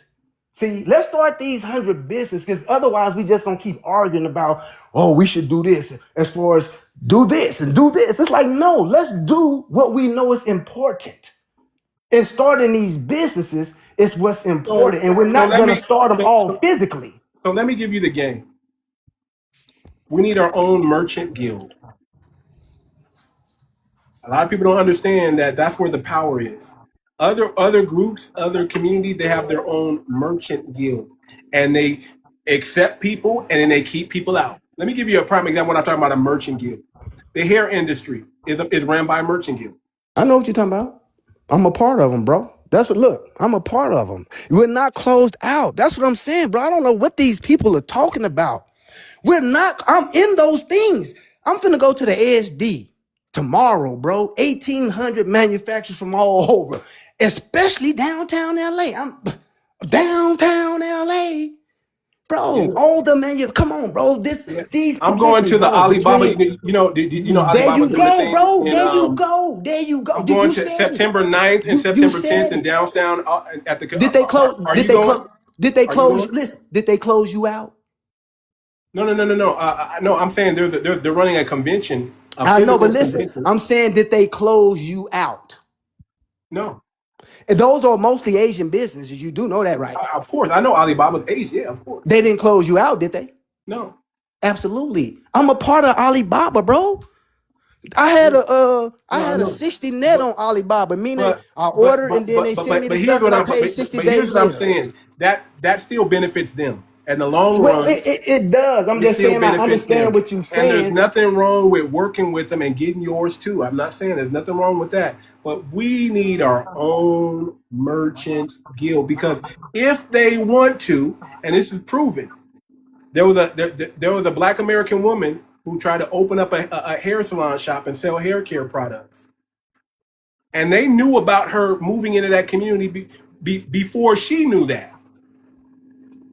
And the moment she started selling her goods, they made it almost impossible for her to sell goods. Big bro, I just gave you the game and you got it. I've been doing this for 13 plus years and I ain't never had no problem ordering nothing. No, Never. yeah, because you didn't get on their bad side. Get on their bad side. How do you get on their bad side? How? Doing what? Remember, I've been But, ordering for 30. I've been with the listen, same. I've been here, ordering hair from the same I person for got, 13, 14 years. no. I got you. But again, the moment you get on the, see, here's the thing about a merchant I group. know, but I'm asking. Look, now I'm asking you. Because mind you, if I've been doing it for Let me tell you like this: offend one of them. Just offend one of them. I don't know how you do it. That's what I'm saying. Well, See, me personally, I'm you just know saying why? you can. If you offend, listen. Let me give you. This is a real situation that happened to me, and I didn't offend anybody. This is a real situation that happened to me. I was working on building a data center, probably one of the biggest at that time back in 2018, 2019. And I was working with a Chinese Filipino. Okay, he's Chinese descent, but he grew up in the Philippines. His family is wealthy. Okay, and I learned a lot by working with him. He was an honorable man. He meant what he said and said what he meant. And the moment I tapped into something that he didn't think I was going to tap into, because he commissioned me to do something for him, and I figured out what he was doing, and I dang near built it for him. When he realized the info, because he was trying to drip the information, when he realized I went and did research outside of his research and figured out what he was doing and what he was building, I dang near built the whole blueprint for him. And you know what ended up happening? He took that blueprint, took the blueprint, and gave it to one of his buddies. And then was man enough to tell me, "Hey man, listen, I had to do this because I'm part of a group, and we all do business together. If I don't give them this business instead of giving it to you, these people are from the mainland, the big country. If I don't give this to them, they're gonna put me on the outs. Well, So I don't want to be on the outs. Right. So even though what you did was amazing that you figured out and you built the whole thing for us, well, guess what? You can't get credit for this. I have to give the credit to this guy. Well, look, this is again where chestnut checkers come in at, bro. So I mean I don't. It's, China don't give two craps about Koreans. So that's what, Correct. and vice Correct. versa, and Correct. Philip, and So vice it's a versa. what So I'm saying is it's a lineage thing, and the problem is we don't have that in our community tight like that, like they have. right, See, well, what I'm, they're yeah, more I they agree. are Yeah, ruthless against people who are not in their community, and they have grace and mercy for people who are in their community. We are the absolutely, opposite. We are ruthless absolutely, to each other, and we have absolutely. grace and mercy for other communities, and we have to flip flop that and change that. We almost have to stop letting people do it to us, and we have to really enact. The only way they're going to respect us is we have to enact that same justice on them. You come from the hood, right? Of course. Okay, I come from the hood. Remember when I first text, I said we got to start practicing group economics and bulk buying. You understood what I meant, right? Of course. Look, I was one of those ones. Everybody come give me the money. I go get the groceries. I bring it back to the table. Everybody understood they get what they put in. Nobody never had no problems. If we can do that in the hood, bro, how the hell we ain't doing that on the positive side? Because people are doing it. Group economics is being practiced in the Listen, hood. It's just being practiced on the positive, on the negative level. small mindedness, not being able to see the bigger picture, stuck in just your world and not understanding the whole world. That's what it's been. So what I'm saying, And, that's like if and me hold and on, you hold on, hold on, hold on, go hold on. Let ahead. me. Go ahead. I gotta elaborate on this. I gotta Okay. finish it because Go that ahead. brings me to another point about the foundational blocks that I'm talking about is Okay. education. Because we're not because we're getting the oppressor's education, we're not getting our education. We need people who understand history, technology, money, business, and the whole world around them and how that works. Not just a section off piece, but we need to understand, listen, the world in our head is different than the real world. And we have to understand the real world, and get out of our head. Well, That's the people problem. like me and you, we are the catalyst to move our people to that next level of thinking. Just the same way we were the catalyst to bring them along into this foolishness, because we were the catalyst, the Gen X. We were the catalyst. I definitely was one of those catalysts. From where I'm from, from where I'm from, I was one of those catalysts. I was one of those ones that introduced a lot of stuff to my neighborhood. You know what I'm saying? So, saying that to say, that's like, again, if we know, for an example, we spend billions and billions of dollars buying hair. I'm just using hair for an example. Mm-hmm. And it's like, okay, if we're going to take over some control over this hair money, then the smartest thing would be to do is for us to come together, both buy that hair, same way we did in the neighborhood. If you put in 1,000, you get 1,000, but you get wholesale, right? You know what I'm saying? For an example, if the bundles $50 a piece and you going in at this level, then you get the bundles at $50. That's just what it is. So you get $1,000 for $50 bundles. The same way if you put in on the pizzles. If you put 1,000 on the pizzle and they tell you that the pizzles was $5 a piece, then you know you get 2 pizzles. You can't worry about what somebody else got put the 10. You get what you put, right? I agree with you, but I think there's something that you're overlooking. They're not going to let you. They're not going. They'll allow. You're right. They'll allow that one person to go, like yourself, and we all just piece up with you and get what we get. But individually, once we start trying to open that shop, and we shouldn't. You're right. We shouldn't be opening no physical store anymore. We should run everything through e-commerce, and we'll have less oppressiveness coming our way. Right. The So moment we look, open that physical shop, we agreed that we thoughts are the we cause of it all, we right? get targeted. But me and you agree that thoughts are the cause of it all, right? Correct. So if we thought it, listen, bro, understand this, bro. Because the reason why I'm telling you, bro, because you're one of them ones. You attract people. Thoughts are the cause of it all, and if thoughts are the cause of it all, if we say it, then it is, right? See, because what you believe or what you perceive and believe, you can achieve. So if we say it, so it is. That's it. Now we just got to move towards it. So that's just how my mind think. I don't even think that I'll be like, man, because it's gonna be. It's like a Tetris game. It's gonna be obstacles. This It's is my gonna be challenge for obstacles. you. This is my challenge. This is my challenge for you. Start a black merchant guild. Bro, it's done. Okay. It's done. Then recruit. No, it's that's the hard look. That's the hardest part to do. I tell people all the time. Listen, hold on. If it was easy, everybody would do it. Hold on. You did all the heavy lifting already, but you still got to recruit.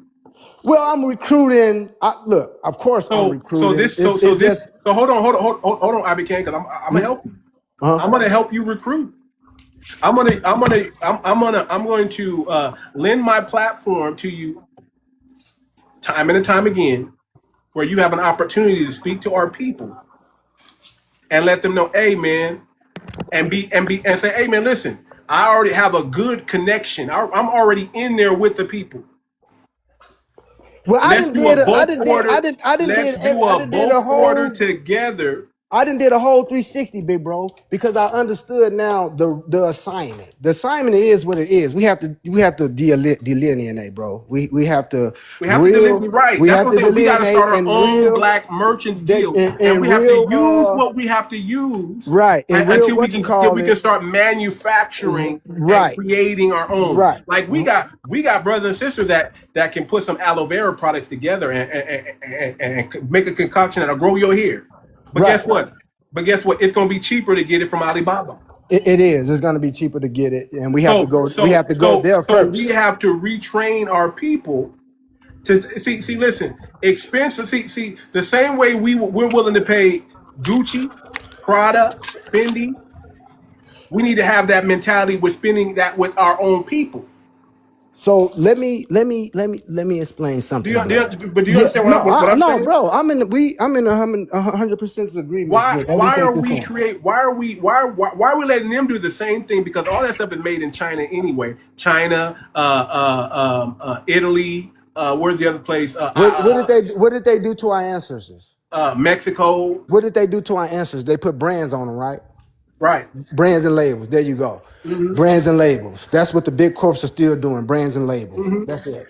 And they're making you think, and all of it's made in China anyway. So what we need to do is, again, we have to suffer in order to get better. Meaning suffer with the expensive prices from our own people to circulate that dollar sometimes. We don't want to hear that. But because let me tell you something happened. The reason why you're able to do what you're able to do with Alibaba is because you haven't got big enough yet.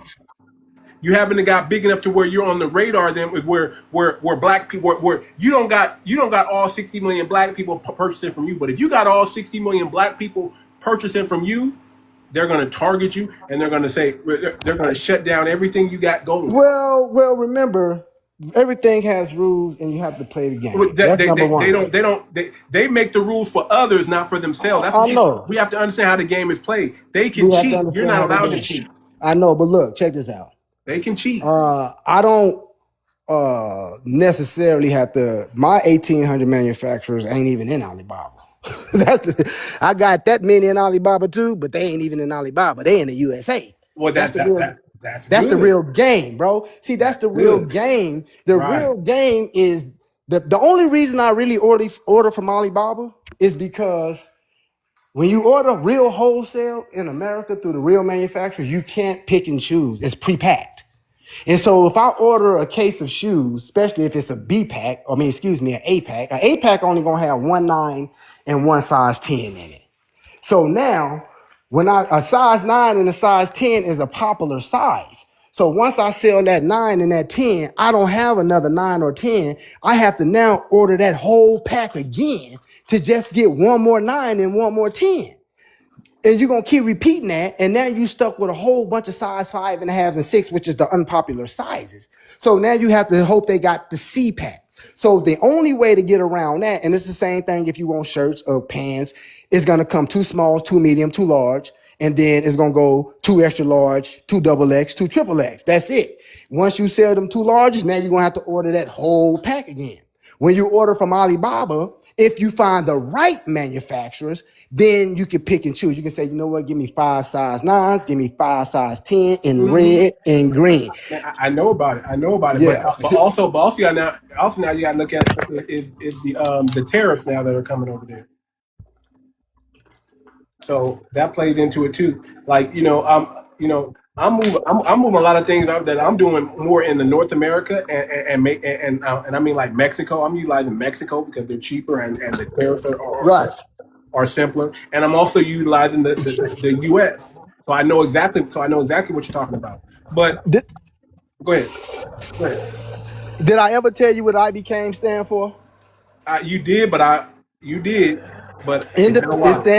stand for independent business, consultant, affiliate, mentor, entrepreneur. Correct. Our whole goal when I started this, because I've been doing e-commerce and then I've been doing on-demand deliveries. I started selling on eBay 13 and a half years ago with one product, and then I got into on-demand delivery business in 2016 when Amazon first started.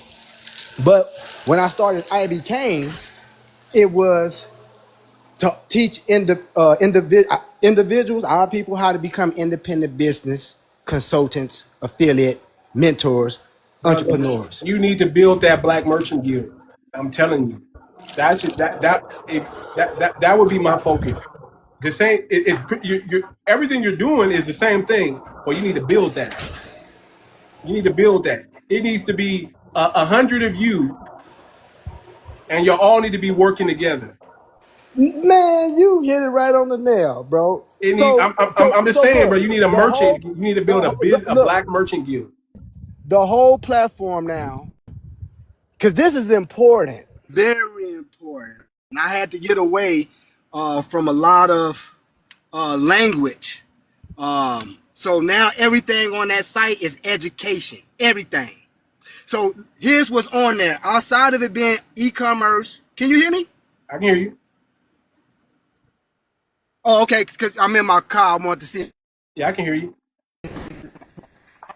It being e-commerce, okay, outside of it being e-commerce, on-demand delivery, and social media, it's now also gaming.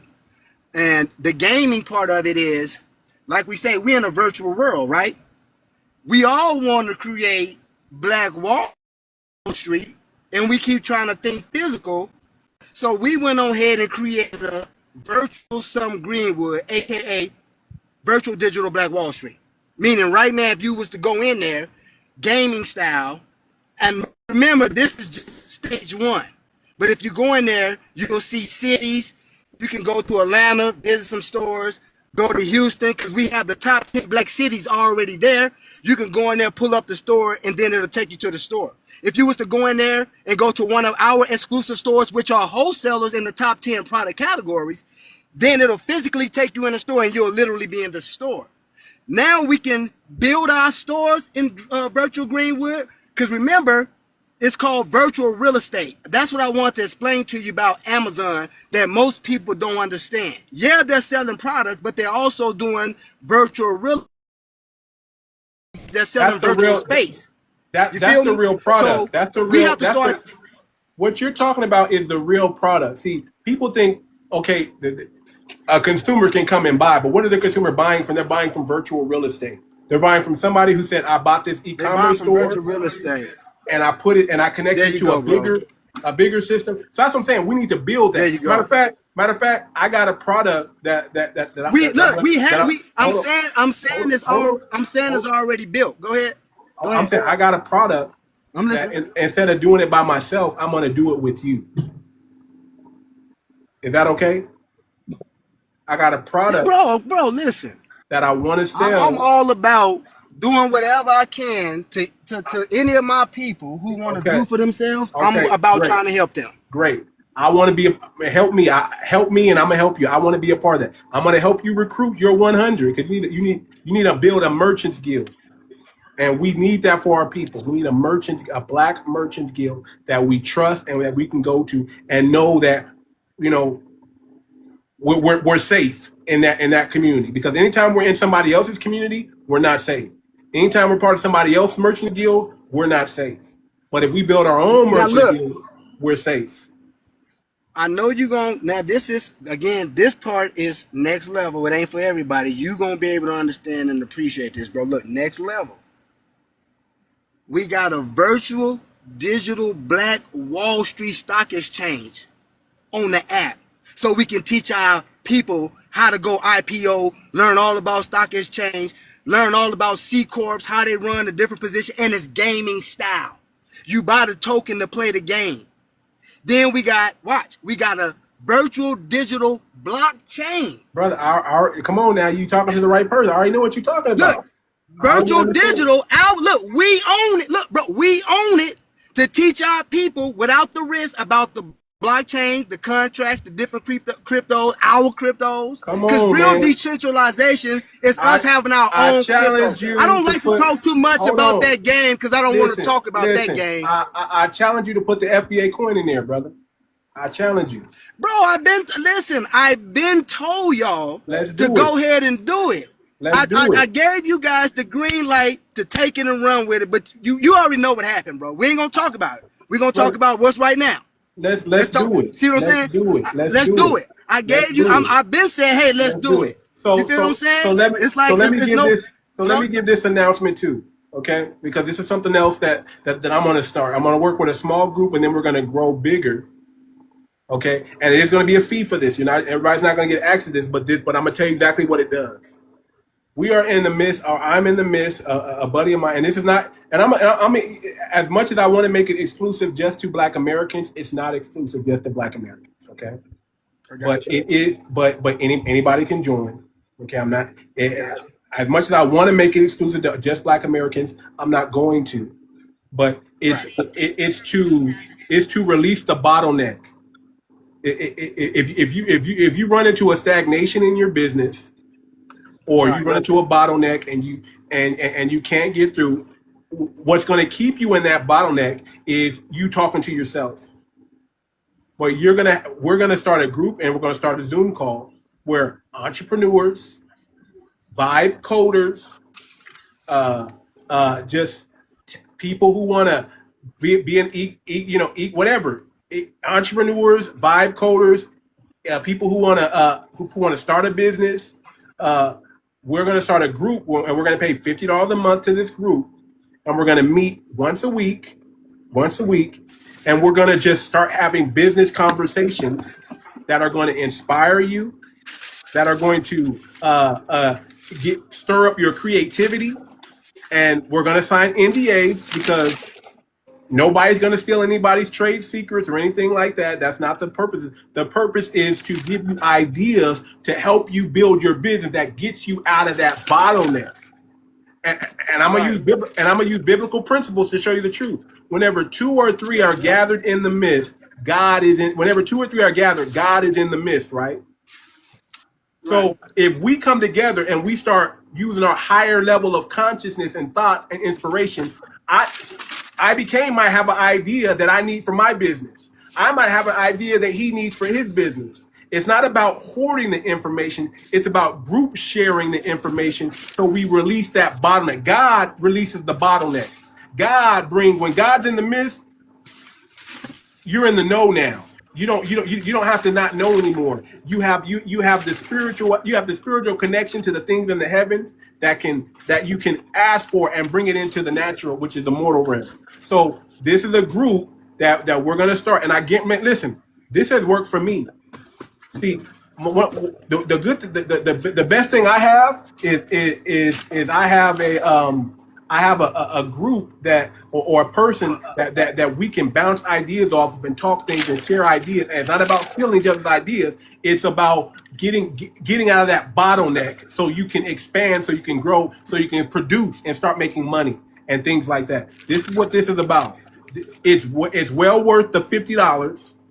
Okay, most of it's going to be spent back on the group because maybe we want to go somewhere. Maybe we want to hang out in 50. Right now we're just going to do Zoom call, but maybe we want to hang out in person, or maybe if we raise enough funds, because I'm only going to probably do I'll probably start a small group of like 20 people in the beginning, 16 to 20 people in the beginning, and then we'll grow from there, and then we'll do satellites. We'll start satellites and other things, but I want to keep it small, but I want to make sure that not everybody's part of the same industry. Not everybody's part of the same business, but we help each other solve problems that we're stuck at in our business, and that's what the purpose of it. And I'm telling you, this is if you think $50 is a lot of money, then you don't need to be in this. You need to stay broke.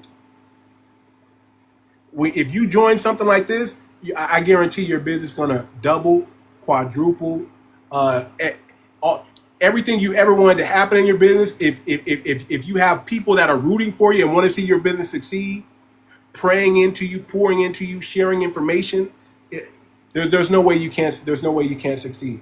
And the main thing it's going to do is it's going to remove bottlenecks in your business. So for FBACoin, it's going to help him recruit that 100 people that he needs. It's going to help build his business. For that Negro, even though I know this brother, it's going to help him in his political aspirations. It's going to help him attract the right people. It's going to remove bottlenecks that are stopping you from reaching your goal. And I'm going to start that, and you're going to hear about it next week. I'm already doing it now, but I'm going to open it. I'm going to open my circle to the public. And we're going to bring people in, and we're going to share ideas. Especially if you're vibe coding, man, come you want to join this. You want to be a part of what we're doing, because we're going to help you in your apps that you're creating and things like that you're building. We're going to give you ideas. I may know some things in Claude that you don't know, and I may know some things in Emergent or Lovable or all that you don't know, or I may be able to show you how to create all that stuff that you're creating even without all that extra stuff. But we're going to help each other get to the next level. And the purpose of it is to remove bottlenecks in your business. So if you have bottlenecks in your business, things that are slowing you down, for some reason you're not able to get over that hump or achieve what you're doing, you need to join this business. I don't even know what we're going to call it. I'll think of a name of what we're going to call it. But the purpose of it is to remove bottlenecks. And it's only going to be $50 a month. And it's going to be well worth it. What's up, Dad Negro? Hey, Dad Negro. How you doing, brother? can you hear me? I can hear you. All right, bro. Hey, I'm doing great. Hey, I seen you up here. I said, man, I gotta go show my man some love. I already knew you was gonna be in here shooting some gems, as usual. Out here spitting gems, brother. Well, man, look what we got. We got virtual Black Wall Street and a Black Merchant Guild that's potentially going to be built. I want to attract builders, man. Let's build something. Let's get out of the talking about it and let's get into the doing something about it. Let's link up and let's build something. Yes, sir. Hey, you familiar with Claude and Chat GPT-5, right? Yeah, I'm familiar with all of that. Chat GPT, Claude, Gemini, all of them. Okay, so Something Black, the app, the system is that. We built a Chat GPT-5 Claude called Something Black. Something Black is that, an AI system designed to help us gain control of a minimum of 10% of our annual spending power. And then it also has 10 exclusive AIs, one over each department, like sales. So everything that we want to know about sales, all the sales techniques, our AI, boom, we got one for affiliate marketing. We got one for IT. So if anybody want to learn coding, all HTML, we got an AI that teach that and train that. We got one for the legal department that's gonna go all into every aspect of business, every aspect of crypto, real estate, bank. Imagine all the HBCU's curriculums on business and economics and all our Black minds. Imagine that in Something Black. A system like that. That's what we designed something to black. So now it's a whole AI system.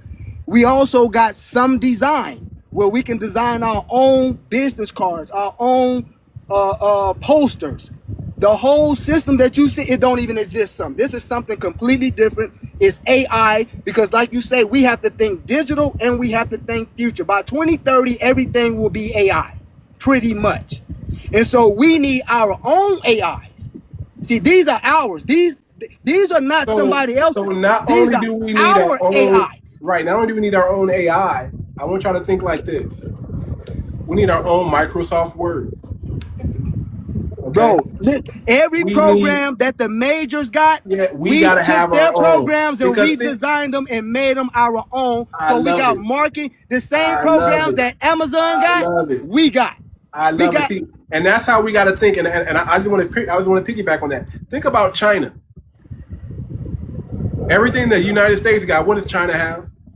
They have their version of it. Their own version of it. Okay, let's think about Sweden. Everything that they have in the United States, what do you think they have in Sweden? Their own version of it. UK, their own version of it. So how are we as Black Americans? How do we not have our own version of anything? And it has its own cloud. We have our own cloud, our own IPTV.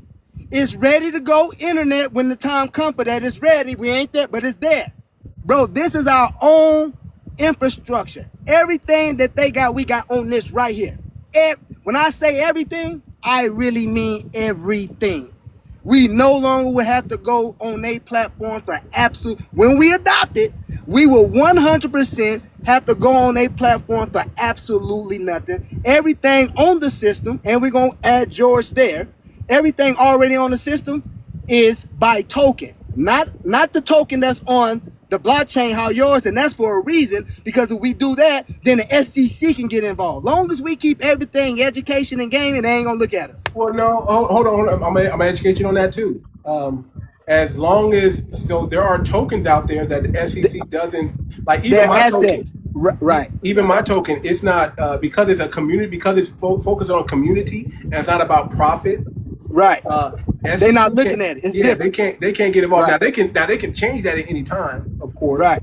And we just have to be ready for that and understand that that's part of the game, because we're playing the game. Well, the reason why I made it gaming, because I said, wait a minute, think about this. How much money do our people spend giving our kids, and some of us play PlayStation ourselves, upgrading your character, upgrading your car, upgrading whatever. So that's why we made the virtual Black Wall Street gaming, so we can teach Black Wall Streets from a gaming perspective, the corporations from gaming, build our cities. Because even though it's gaming, we're still building real businesses virtually. We're just teaching and learning, like you said, and now we're keeping that by it being now you gotta, in order to use everything, the AIs, the some design, everything, you gotta buy the token, and we have 2 trillion tokens representing our spending power. Okay, I would challenge you, man, to get that on the blockchain, brother. I would challenge well, that one ain't gonna go on the blockchain. That one ain't. We got a token that's on the blockchain, but that one is gonna stay in our system. It's never gonna leave. You're gonna centralize. You mean you don't want it decentralized. You want it centralized. It ain't even going on the blockchain. We got our own blockchain. Okay. We got our own virtual. Remember, we learning. Remember, this education. We ain't gonna put it there. This is all education. We gonna keep it here. So we gonna use it to buy everything. Now, if they want to use USD to buy the products, they can. But we're using the token for everything. It doesn't leave. And we're gonna take the some black, because we're already doing this. We already have the gummies and the vegetables. I mean the vitamins. We already have the hair, the shampoo, the conditioner, the hair grow, the hair mask. We got the eyelashes, the glue, meaning our brand. There's a reason why we ain't put a brand on in there, because that comes into play what you said. See, what you said, like you say, once you get big and then you put your brand on it, that's where the trickeration come in China, because now you're not getting the same product. As long as you don't put your brand on it over there, they're going to keep giving you their product because it's still technically theirs and you can say something. Once you put your brand on it, it's not theirs no more, it's yours. That's the real game. So I don't put my brand on it over there. I keep it their brand. That's the game, because they'll switch on you. Like you say, when you get too big, they'll switch products on you. You ain't getting the same no more. So that's the real game. And see, that's why you got to play the game. I don't brand nothing. Everything that I got has no tags on it, has no brand, no nothing. When it get here, then we could do that. And it keep the price down. See, while everybody else is getting buildings, I've been competing with China on eBay. I've been going through it. They buy stuff from me, all type of stuff, give me negatives. That's because I beat China prices. In America, I beat China prices, and I ship faster than them. I ship the same day / next day. You got to wait for China for 2-3 weeks. And I beat their prices. Why? Because when you're buying directly from the manufacturer and you don't put your brand on it and you don't got a building, I run circles around everybody, because when you got a building, you got to raise your prices up 3x, 4x, and then when you put branding on it, now you got to charge for all of that too. You want that fancy packaging, that fancy branding. Me, I want to give you quality products. I don't care about people. Don't care about the packaging. Nobody. I've been doing it for 13 years. Nobody ain't never asked me about no packaging. I'm going to show it. I don't have no tags on nothing. It's regular package that the people send me in, and I ain't got a problem with it. But that allowed me to do circles around everybody. I can sell my price for whatever. Think of us being the Frank Lucas of the businesses. Going directly to the source. Yeah. So that's the real game. Now we cut out the retailers. See, we are the wholesalers because we deal directly with the manufacturer. So I deal wholesale. If anybody wants to buy anything wholesale, I have it. I got a list of retail because it is what it is. But if you want wholesale, then I have it on everything, clothes, shoes, of all the top 10 categories, we connected with a manufacturer for all of our products that we spend the most money on and repeat buy. We repeat buy deodorant, lotion, hair grease, tissue, water. You're gonna keep buying that over and over and over from them same retailers. So until we control what we repeat buy and what we spend the most money on, and the only way we're gonna do that if we have those products in our businesses and then we buy them from ourselves. We don't spend $2 trillion buying gold. We don't spend $2 trillion buying crypto from other people. We spend $2 trillion buying hair, beauty products, clothes, shoes, and that. So now we need those products that we spending that money on with them. We need them in our businesses, and we need to buy them from ourselves. That's how we're going to take control of our spending. And we're not going to do it 0% no other way. It's not going to, because we spend our money that way. And until we got those products, buying them from ourselves, we're going to keep spending the money with them. We have to take control of the products. If we don't take control of the products, we have nothing. That is the money, commodities. No matter what the recession is, don't Walmart, Costco, Sam's Club, and Amazon make profits no matter what? Yeah. No matter what the economy is, they make profits. We need those products. But okay, I agree. But here's another part of the game too. And if you haven't heard this before, you should have heard it 1,000 times. But if you haven't heard it before, you have to look at things like this. Every product that you buy in your store has a stock ticker to it. If you buy Nikes, you should be investing in Nikes. Whatever you're buying at your store that you have and that product that you buy on a regular basis, you need to also go out and buy the stock in that or the tokenized crypto in that as well. Continue. I mean, I would agree with you. Well, I mean, if you're gonna be buying, if you haven't heard it before, if you're gonna buy $200 pairs of Jordans, then I do agree. You should go ahead and buy Nike stock. You should put $200 also in the stock into the wherever Nike you stock. shop, wherever you shopping at, then Wherever you should buy stock. You should have ownership in that. You should. I agree. You got to see. We're not using Costco's and Walmart. I mean, Costco's and Sam's Clubs are wholesale. If you like going to Walmart a lot, you should have stock. Walmart stock. If you like going to Costco, you should probably have Costco stock. And when IBK becomes big enough and they get on the stock, we should be owning some IBK stock. Look, you took the words right out of my mouth. Watch. Tell me now. I'm not saying, bro, because I don't know who you know and don't know.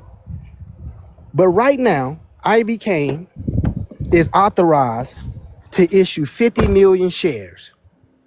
Now, you've been around, like you say, you've been in the Are financial you a world. corporation? Are you We a are corporate? C corp. We are C C corp. corp? Okay.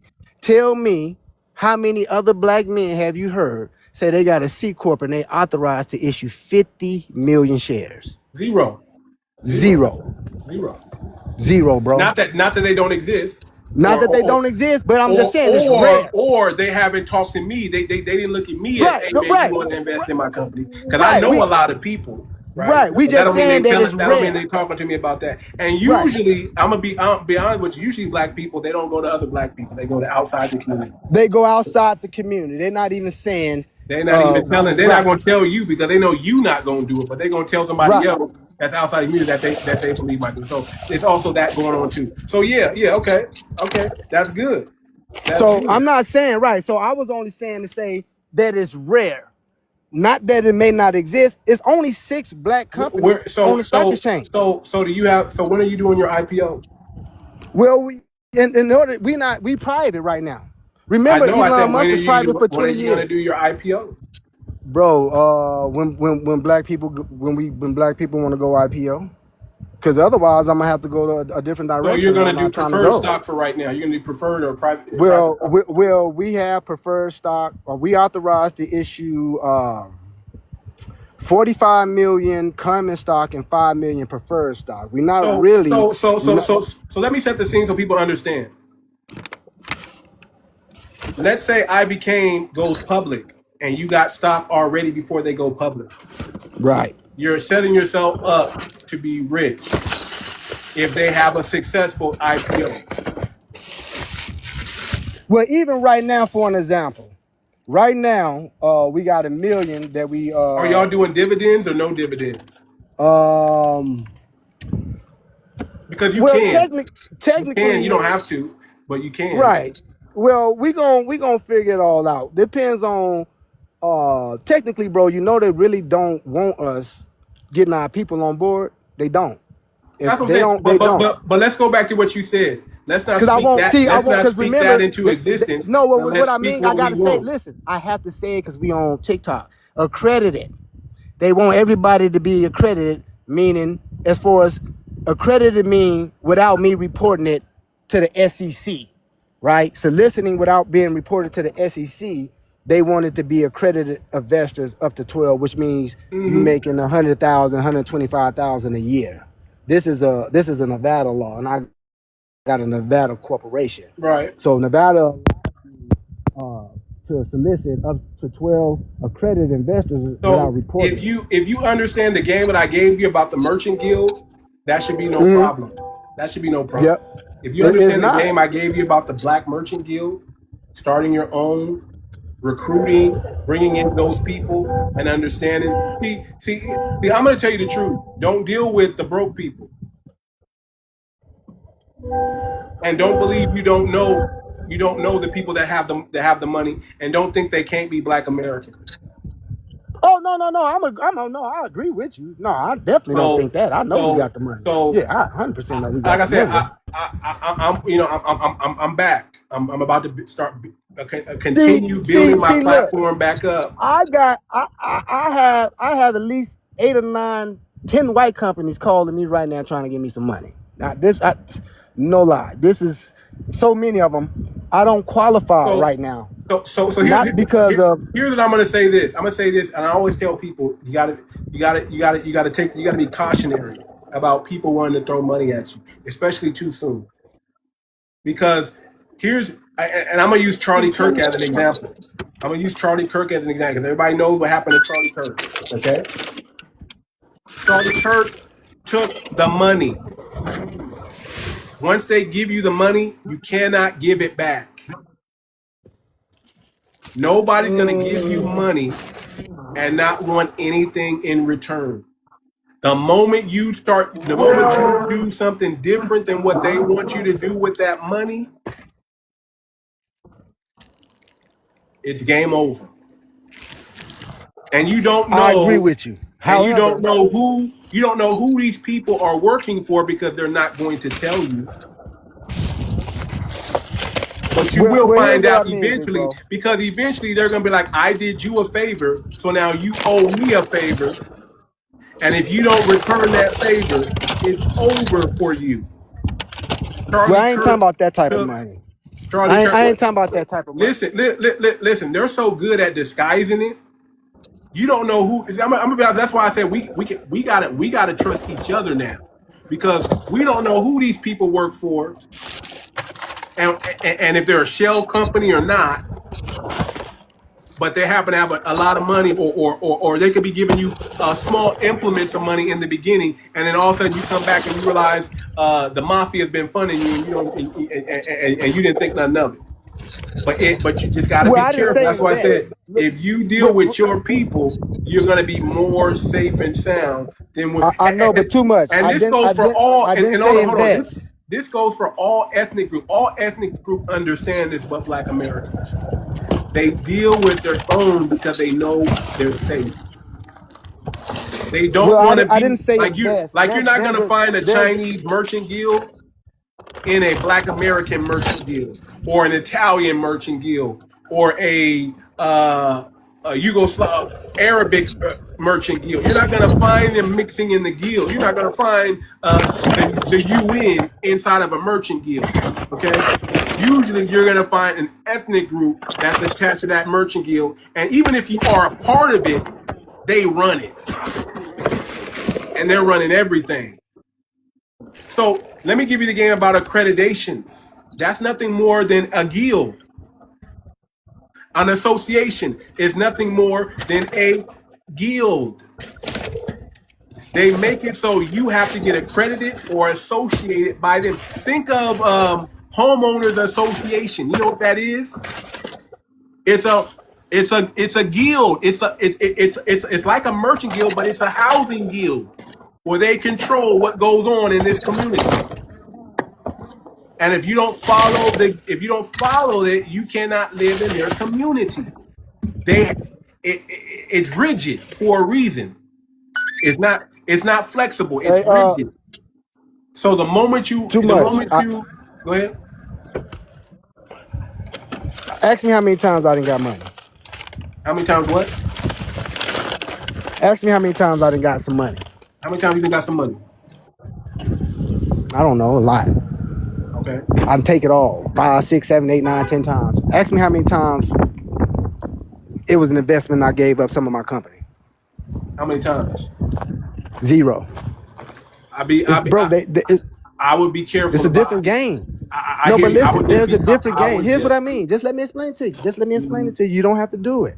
I don't see all of that about people teaching. You got to have. Did Charlie Kirk? Hold on. Did Charlie Kirk give up his organization when they gave him money? I don't know what Charlie Kirk did. I have no idea what he did. No. I'm not. But Charlie Kirk took money, like you said. They gave him some money. And gave Charlie Kirk millions and millions of dollars. They gave that brother millions. That's not what I'm talking about. What I'm talking about.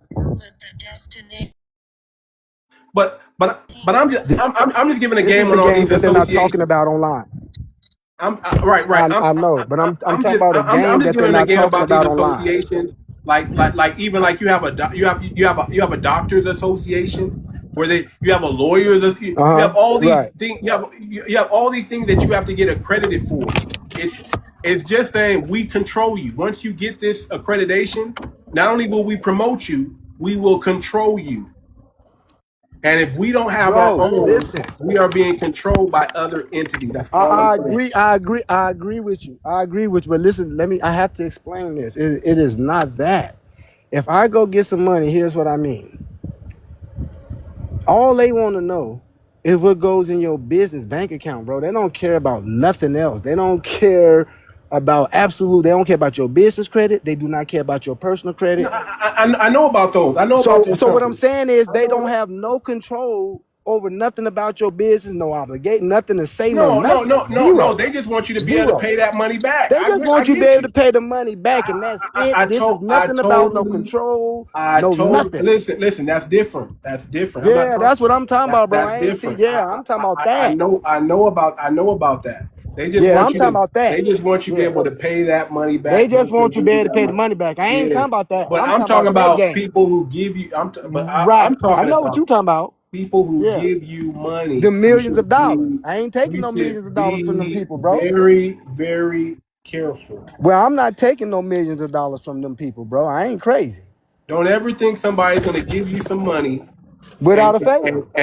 and you're not going to have to. You're not going to have to give up something. Give up Too control much. of I something. turned down. Listen, I turned down the music industry, bro. I turned down the music industry. They came to me and offered me. I turned it down. I told them I ain't want it. Yeah. This ain't this. Listen. This is facts. You feel And me? this- I told them I was good. I got you. I brung Jim Jones here for a concert. I can get him. I mean, you probably No. I got you, and I want to talk about the music industry too. Those advances that you're getting, if you don't ever, I'll say this: don't ever take them. Oh no, I put up. We Because put up it's our always own money. a bad I deal. always put up my money, bro. It's I always don't a bad. take. I In don't those take type stuff of from people. I situations, put up my own you money. want to put up your own. Yeah, I put up my own because money. if you I don't take ever their money, and here's another thing people don't understand about the music industry too, right? If you don't learn how to promote yourself and you let them promote you, That's the game. Once I got the game, I got it. I got the game. Yeah. But If I you got the don't learn game, how and to promote- it cost me almost my life. I But I agree. got the game now. But guess what? I don't want to be in that business no more. Yeah, I now would- I can tell you 100% fact. I could get in the game and be successful and make some money because I got the game. The game is the promotion part, bringing it to the club. That's the game. That is Right. the game. Renting the Right. clubs, bringing in artists, and then if you're gonna be an artist, then you go ahead like if I was promoting you for an example, then I would go ahead and bring in an artist. I catch them right before they blow up, right before they do their release party when they 10,000, no more than 15,000, because all you gotta do is put half down. You go get the club, then you can do all type of deals. You can get sponsors. But now, if you my artist, I just bring you in and let you perform before them. Open up. Now we getting the connections with the managers, all that, and we making money. We not losing money. But I learned that after I already spent 30, 40, 50, more than that. I lost 30 bands doing a concert, because hey, people, in this business, it is what it is. Yeah. But that's when I got I'ma out. say- I don't want to be in that business no more. Right. I'm gonna just say this, man. Own your masters. Promote yourself. Distribution is going to be slow, but work among. But if we need to build our own distribution among our people. We don't want to go to the Spotify anymore. Like I might not even put my music on Spotify anymore, family. There's no reason. Why would you put your music on Spotify when you can put it on your own platform and promote it and get all the dollars? Yeah, exactly. And then do your own videos, put them on your TikTok. Yeah, We got our own social media, put it on the social media, promote it. You own it 100%. We ain't taking nothing on our social media. Say something because we got our own. You go right now, promote your stuff. We ain't taking down from you. You own it. We just making sure that it's original. As long as it's original, you own it 100%. We ain't asking for 0% of it. It's yours. Love it. So that's what we got to get at. We got to start using our own. We don't need them for nothing. For what? Not in 2026. We do. So that's where I'm at, family. Like I said, this new music that I'm about to drop the album's called The Black Messiah. I'll let y'all know. I'll give y'all time in advance when the release date is. There's still some things I'm working on in the back end, but the album's done. And it tells a story. Every from the first song to the last song, it's a big story that it's telling. And it should paint a vivid picture in your mind. And it should let you know that, hey man, it's based around our lineage and our heritage, our culture. And it's just something that y'all can really, there's a lot of game laced in there. That's all I'm saying. Spiritual context, all that, a lot of game that's laced in this album. And I've never heard an album done like this before. So if there is, I haven't heard of it. And even the reason why there's only 9 songs on the whole track. There's a song that's 10 minutes long on that track, by the way. There's a 10-minute long song on that track. Okay? So I want you to understand, man, this came from the mothership. down to me, and I was thankful enough, half sleep, half awake, to receive the message and be able to put it in song for you guys. So another thing that I just want to finish up. We're talking about the foundation. I love when we're talking game like this. Is besides the education and understanding the history and the technology and the money, we have to educate ourselves. Not let them educate us on that, but we educate ourselves and educate our people on that. We need principles, family. I agree. Because without morality, family, that's everything. We need principles, family. Everything else can be destructive. But we need to go back to principles and principalities and the principle of a thing. And we need to have a moral compass at all times. And we need not to be afraid to shine that moral compass on each other. We need not to be afraid to say, "Hey, man, are you living up to the standard or are you below the standard?" That's one of the biggest things. We as Black Americans, we have to always keep the moral high ground.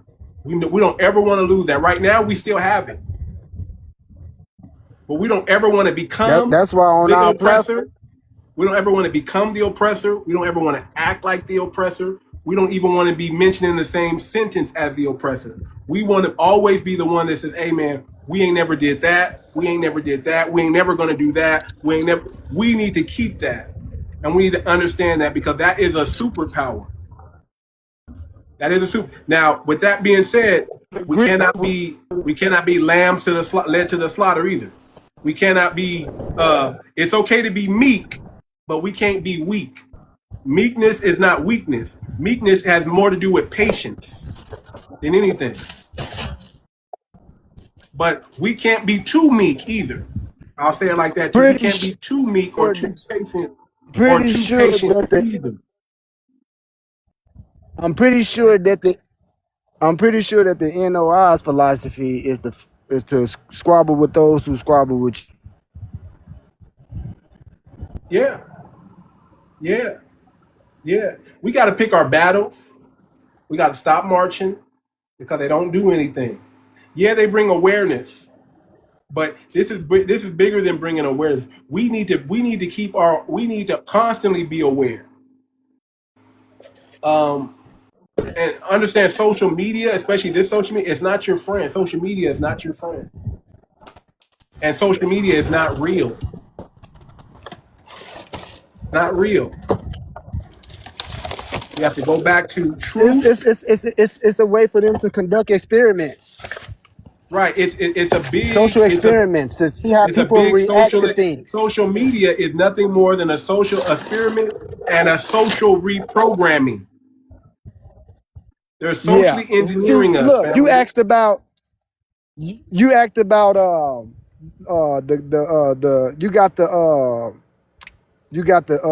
Carmelo Anthony thing and the Austin Meth Clap thing going on. You got the Nolan Wells. Mm-hmm. And why did those make the mainstream media and a million other didn't make it? You got to ask those questions. Well, here's my perspective. Because remember, I said perspective, and it's not my belief or anything like that. I look at a name. I looked at, like you say, what's going on? Why is this so big in the media? And so something like you say, you said the mothership gave you inspiration. I just say, I got the inspiration from the credit. Right. No, it's nothing, bro. I'm with you. There's nothing wrong with it. So I looked at the name, and I looked up the meaning of Anthony name of Carmelo, and then I looked up the name of Austin Metcalf. And just coincidentally and ironically, when you put the two names together, it means the great majestic gardens of God, or the Carmel gardens, like over in Israel. It means the Carmel garden, the great majestic garden of God. And I said, wow. And I never told nobody this outside of my home, my wife. I said, so that's when I understood that if we came together and cut all this bickering and this fighting out, we can probably get the great majestic gardens of God in this land. But since we cannot come together, then we get no land wells, meaning no lands, because they're going to be flooded with water. That's the message. No land wells. It's our lands is about to be flooded with water because we can't get it together. And because of all the every paganism, idol, all of the things that's going on in this country. You got to speak on the mic. We can't hear you. Speak on the mic. Oh, sorry about that. All the things that's going on. That's And deep so what you just said right there, by the way. we just missed the opportunity of the great majestic gardens of God. And so instead of and so they think it's, bro, I don't know, and I could be wrong, and I pray that I am. But at least I got enough common sense to think that when you take something, you don't give it back. You just don't give it back when you take it, because you took it. You got to come take it back. Correct. There's not going to be an election, more than likely, allegedly. There's going to be a national emergency declared. There's going to be a national emergency declared. And when that national emergency is declared, there's not going to be an election. And then perhaps something is going to happen where old boy's going to step down and J.D. Vance is going to be the president. The same thing that Kamala and them should have did. They're going to do it. And all hell is going to break out in this country because their feelings going to be hurt because they thought that they was going to vote their way back in power. It's not going to happen. We are at raw. We are at raw with the other countries. They released the other countries on us to go to war with us. Armageddon is in America. All the nations are here finna go against us. Bro, we better wake up. We better wake up. It's finna go down 2028, 2030. I'm not gonna disagree you or agree to a certain extent, but you're on the right track. I 1000%. But I will say this, listen. The kingdom is in the people. And if we don't wake up and realize that there is no heaven that we're going to, and there is no hell that they can send us to. The kingdom is in the people. And our job, especially Black America, if you're a Black American, your job, your purpose on this earth is to build the kingdom of God on earth.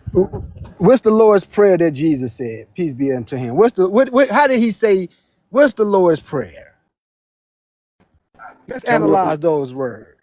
Tell me what the Lord's prayer is. Our Father.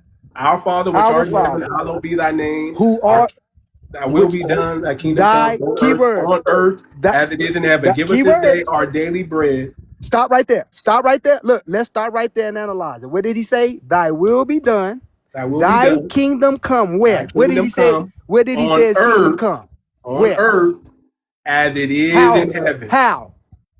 Through us. How is it in heaven?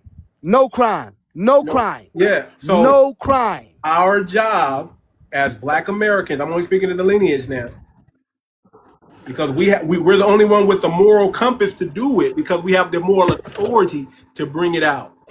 And the reason why they're suppressing us, because we actually have the influence and the power to actually make that happen. We have the power to make energy free for everybody. We have the power to get everybody. We have that. They understand that. Our genius level, the true geniuses come from us. Now, I'm not saying they don't have their own geniuses, but we have the real geniuses. Okay? See, what they do is they still, if I'm a billionaire, right, and I got a lowly worker that has a great idea but will never be able to produce that great idea, all I got to do is feed that lower. All I got to do is steal his idea and claim it as my own. That's what's been happening to us. Everybody comes and steals and cherry picks off of us and then builds empires and dynasties off of that. That's a proven fact. I don't even think I don't think there's people that's going to disagree with that. That's a proven fact that they cherry pick off our community and build industries off it, because they know we don't have the money to do it on our own. That's what I'm saying. We have to get away from the system, having the system support us, and we have to get into supporting ourselves. That's why I'm very, very attracted to the Nation of Islam right now, because they have a system that's not supported by white daddy, by YT daddy. We got to get out of that. And I'm like, do I want to build my own, or do I just want to work along the confines of the system that's already built? That's where I'm at, family. I want to collapse time frames, and I want us to be able to plug into a system. I want us to be able to build a system. I want us to be able to build the kingdom of heaven on earth, just like everybody. And if you think about it, that's exactly what all other ethnic groups are doing. They're building the kingdom of heaven, their kingdom of heaven here on earth. We're the only one that's not doing that. Well, it just takes us to pretty much do what they doing. That's it. I mean, if we don't do what they doing, We have not only do we have it's clear. not only do we have to do what they're doing, we have to do it better than what they're doing, because We have to do it better, they're of doing course. it in a way to where only a few people enjoy the kingdom of heaven and everybody else enjoys the kingdom of hell. We're the way we can You do know it. it's for We can make sure we as a people, Black American, enjoy the kingdom of heaven here on earth. And then not only that, we need to gatekeep now all that we create and all that we do. And then when we do lend it to other people, they got to come to us instead of us having to come to them. See, the way they have it set up is now is we have to, they control all the gates, and we have to go through their gates if we want to get a piece of whatever it is. And that means, what that means is they want you to do something strange for a little bit of change.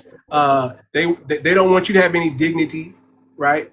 They want you to lose all dignity to do it, to jump through their hoops to get a crumb of what they're already getting themselves. And we have to deny that crumb, and we have to build it for ourselves. And then we may not be able to enjoy everything that we build, but the next generation and the generations to come with. But somebody has to lay down and make that sacrifice. What we got to stop doing too, fam, is we have to stop selling our ideas, because Yes. a lot of times we're coming up with ideas and they're popular, and then we allow them to come on and offer us. See, we're not thinking if they come and offer you 5 million, they must think they can make 50 million or more. Why else would they be offering you 5? Come on. So you can't go ahead and take the 5. So here's what's going on. We do a lot of research because we're not getting out this mess without information and research. We have to know our opponents. We have to know which is the Asian company. Man, it ain't, look, see, all of this is a psyop. It ain't even the Asian companies who's the biggest companies that we spend the most money with. We spend the most money. Watch these names: Sally, Walmart, and it's another name I'm gonna think of. They are the ones that got the biggest black brands. Matter of fact, they bought the black brands. So the Asians, yeah, they they in our community, and we do spend money with them, but we spend the most money with the bigger brands. Again, Sally's, HR Beauty, whatever that is, Walmart and Sally got more black brands in their stores than any other stores. And then the two major brands in beauty then bought damn near all the black brands. They own all those black brands we think black brands. They've been bought. Of course. They've been bought. Of course. So now they just getting money on the back end instead of them. Look, all of our peoples, the LeBrons, the Jay-Z's, all of them, we know they got companies. Have you noticed not one single time, correct me if I'm wrong, bro, not one time have one of them ever came out and said, we can invest in their companies? Why? Not one ever. Jay-Z, LeBron, Ice Cube, all of them, not one. Master P's, none of them ever came out, said we got a corporation and y'all can invest in our companies. Why? Bro, that's diabolical. That's diabolical that we got that many multi-millionaire, billionaire people, and they got companies, and not one of them ever gave us the chance to invest in their companies, and not one of their companies is on the stock exchange. Why? What's really going on? That's very interesting. I'll say that. That's very, very. Bro, bro, you know it. That's diabolical. That's a great understanding, and that's very, very interesting. And I think we got to really look into that. Well, I got to close this out, but let me give like a final message real quick. Yes, sir. Listen, this is what I want the next chapter to be about for us, right? Because we're closing out one chapter and we're coming into a new chapter. I don't want us. We should not just be talking. We should be building. We should not be complaining. We should be creating. Not just asking what somebody else is going to do for us. We shouldn't be looking for handouts or what somebody's going to do for us. I understand reparations is a hot topic, but I strongly believe, and I strongly believe we got to get the power before they're going to give us some money. I'm not against our reparationists. I'm for reparations, but I'm gonna just be honest with y'all, man. We got to stop asking what somebody else can do for us, and we got to start asking, what can I do? What can you do? What can we build? What can we leave behind? I want FBA, I want us foundational Black Americans to keep the moral high ground.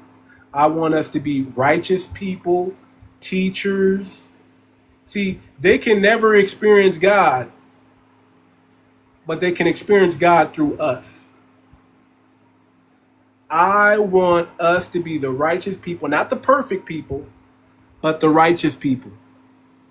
People who understand that we are here for a reason, we have a purpose, that our suffering was not in vain, our struggles were not in vain, but that we are we've been pruned in the fire to come out diamonds.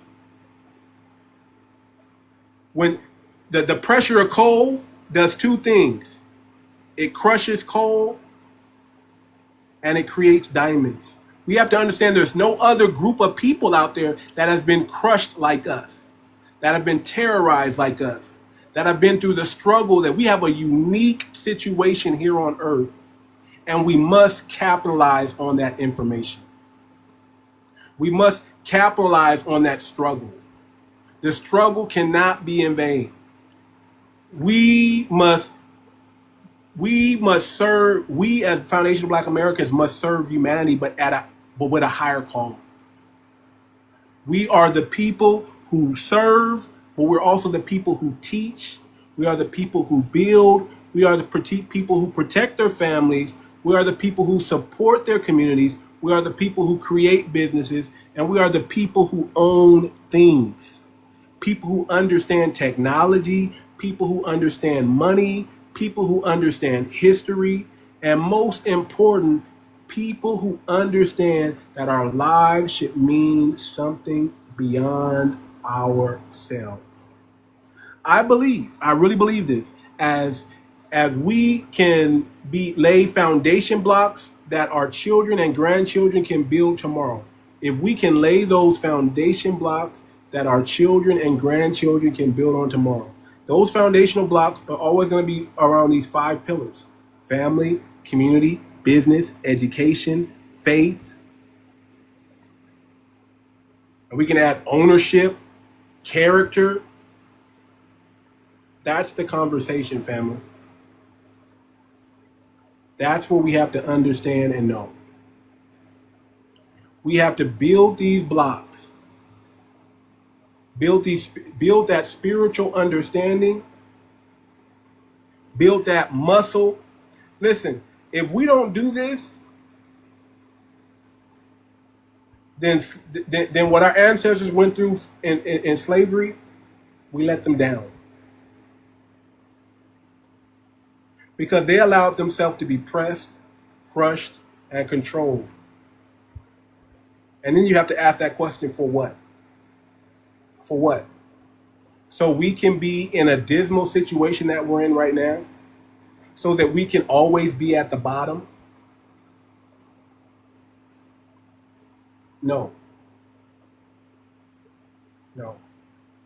It's because we went through the fire so we can come out on the other side victorious.